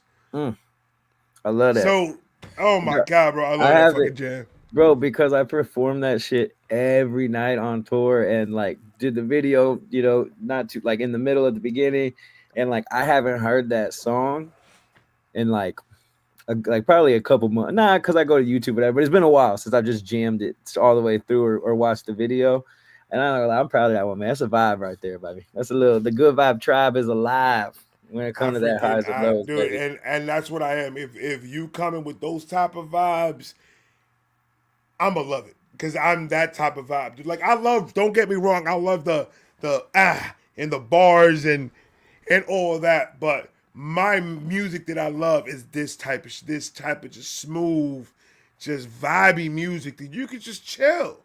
And you ain't gotta go run nowhere and do no crazy shit. Let's just hang out and let's just vibe a little bit Sometimes, man. Sometimes it's the best and just recipe. You know chill. what I mean? Not all the time. That's the music. That's the music. It's in my heart. That's the music right there that speaks to me. Sometimes I like to let loose and get a little rowdy on these motherfuckers. That's what I said. That's why I said, don't yeah, get me wrong. but more for the yeah When for I the hear a nice meaty fucking gun bar, oh just ain't get worked nothing better up. than that. Just get worked up. But no, that's where my heart lays, bro. Is in that shit that's got something to say. It's got a good melody. It's got that just you can jam that hoe in so many different scenarios, and it's good, Oh, right? A lot of songs you only can play before you go out drinking or at the gym. You're not gonna jam it just, all in so many different scenarios. I like that some of the songs that I make that you could just be like, oh, you could do that any of those plus some. I think that's right, cool. right. I'm proud of myself when I do music that does that. And you can't force it. Like some songs are just for certain things. You can't get, it don't matter. That's fine. And your voice is like built for that. The way you harmonize and shit, it's built for that because you got that like low tone type of deal when you get to these vibey type of beats, and you could just kind of blend in with the beat, so it makes it all become one solid project because it just blends in so well with each other. And I love that. it's like you're not going too crazy with it. You could be up there, I'll be on the high, and then he was like, why are you screaming? There's no need for that. Oh shit. But Funny you shit. coming out with some real good vibe fucking music, bro. And I I'm appreciate all it. about that shit. I'm I all about appreciate it. that. I definitely got more in the fucking chamber, man. And yeah, I really appreciate the words and anybody who's made a comment, I appreciate y'all. And yeah, man, T2, T2.mp3, check out the shit. Fucking Facts. that's dope. That's dope. I'm glad that we could kind of round this whole insane. How long have we been on this thing? 2 hours About and two and a 30, half, two two and and a a half. half hours. And we done talked about everything. And I like that, it can come right around and to a song I haven't heard of my own shit that I haven't heard in a while and make me be like, the reason that me and Ray connected is because I like what he does and he likes what I do. You know what I mean? Facts. So we talking like we all friends, brother. And I love that vibe because you my dog for life. But it's I cool try. to I try to. I literally try every time I'm up here, especially with another artist or another reactor. I always try to keep it to where we understand that, hey, we're all trying to do the same thing and we all trying to grow. So there's no point to not be ourselves with each other. Let's not be scared of not being ourselves with each other. Let's just sit here and let's just vibe the fuck out, man. There's no pressure on anything here. Like I'm literally just a dude behind a fucking camera. I'm nothing else. Like I'm not. I don't work in the industry. I don't know what it is to work in the industry. I'm not a rapper.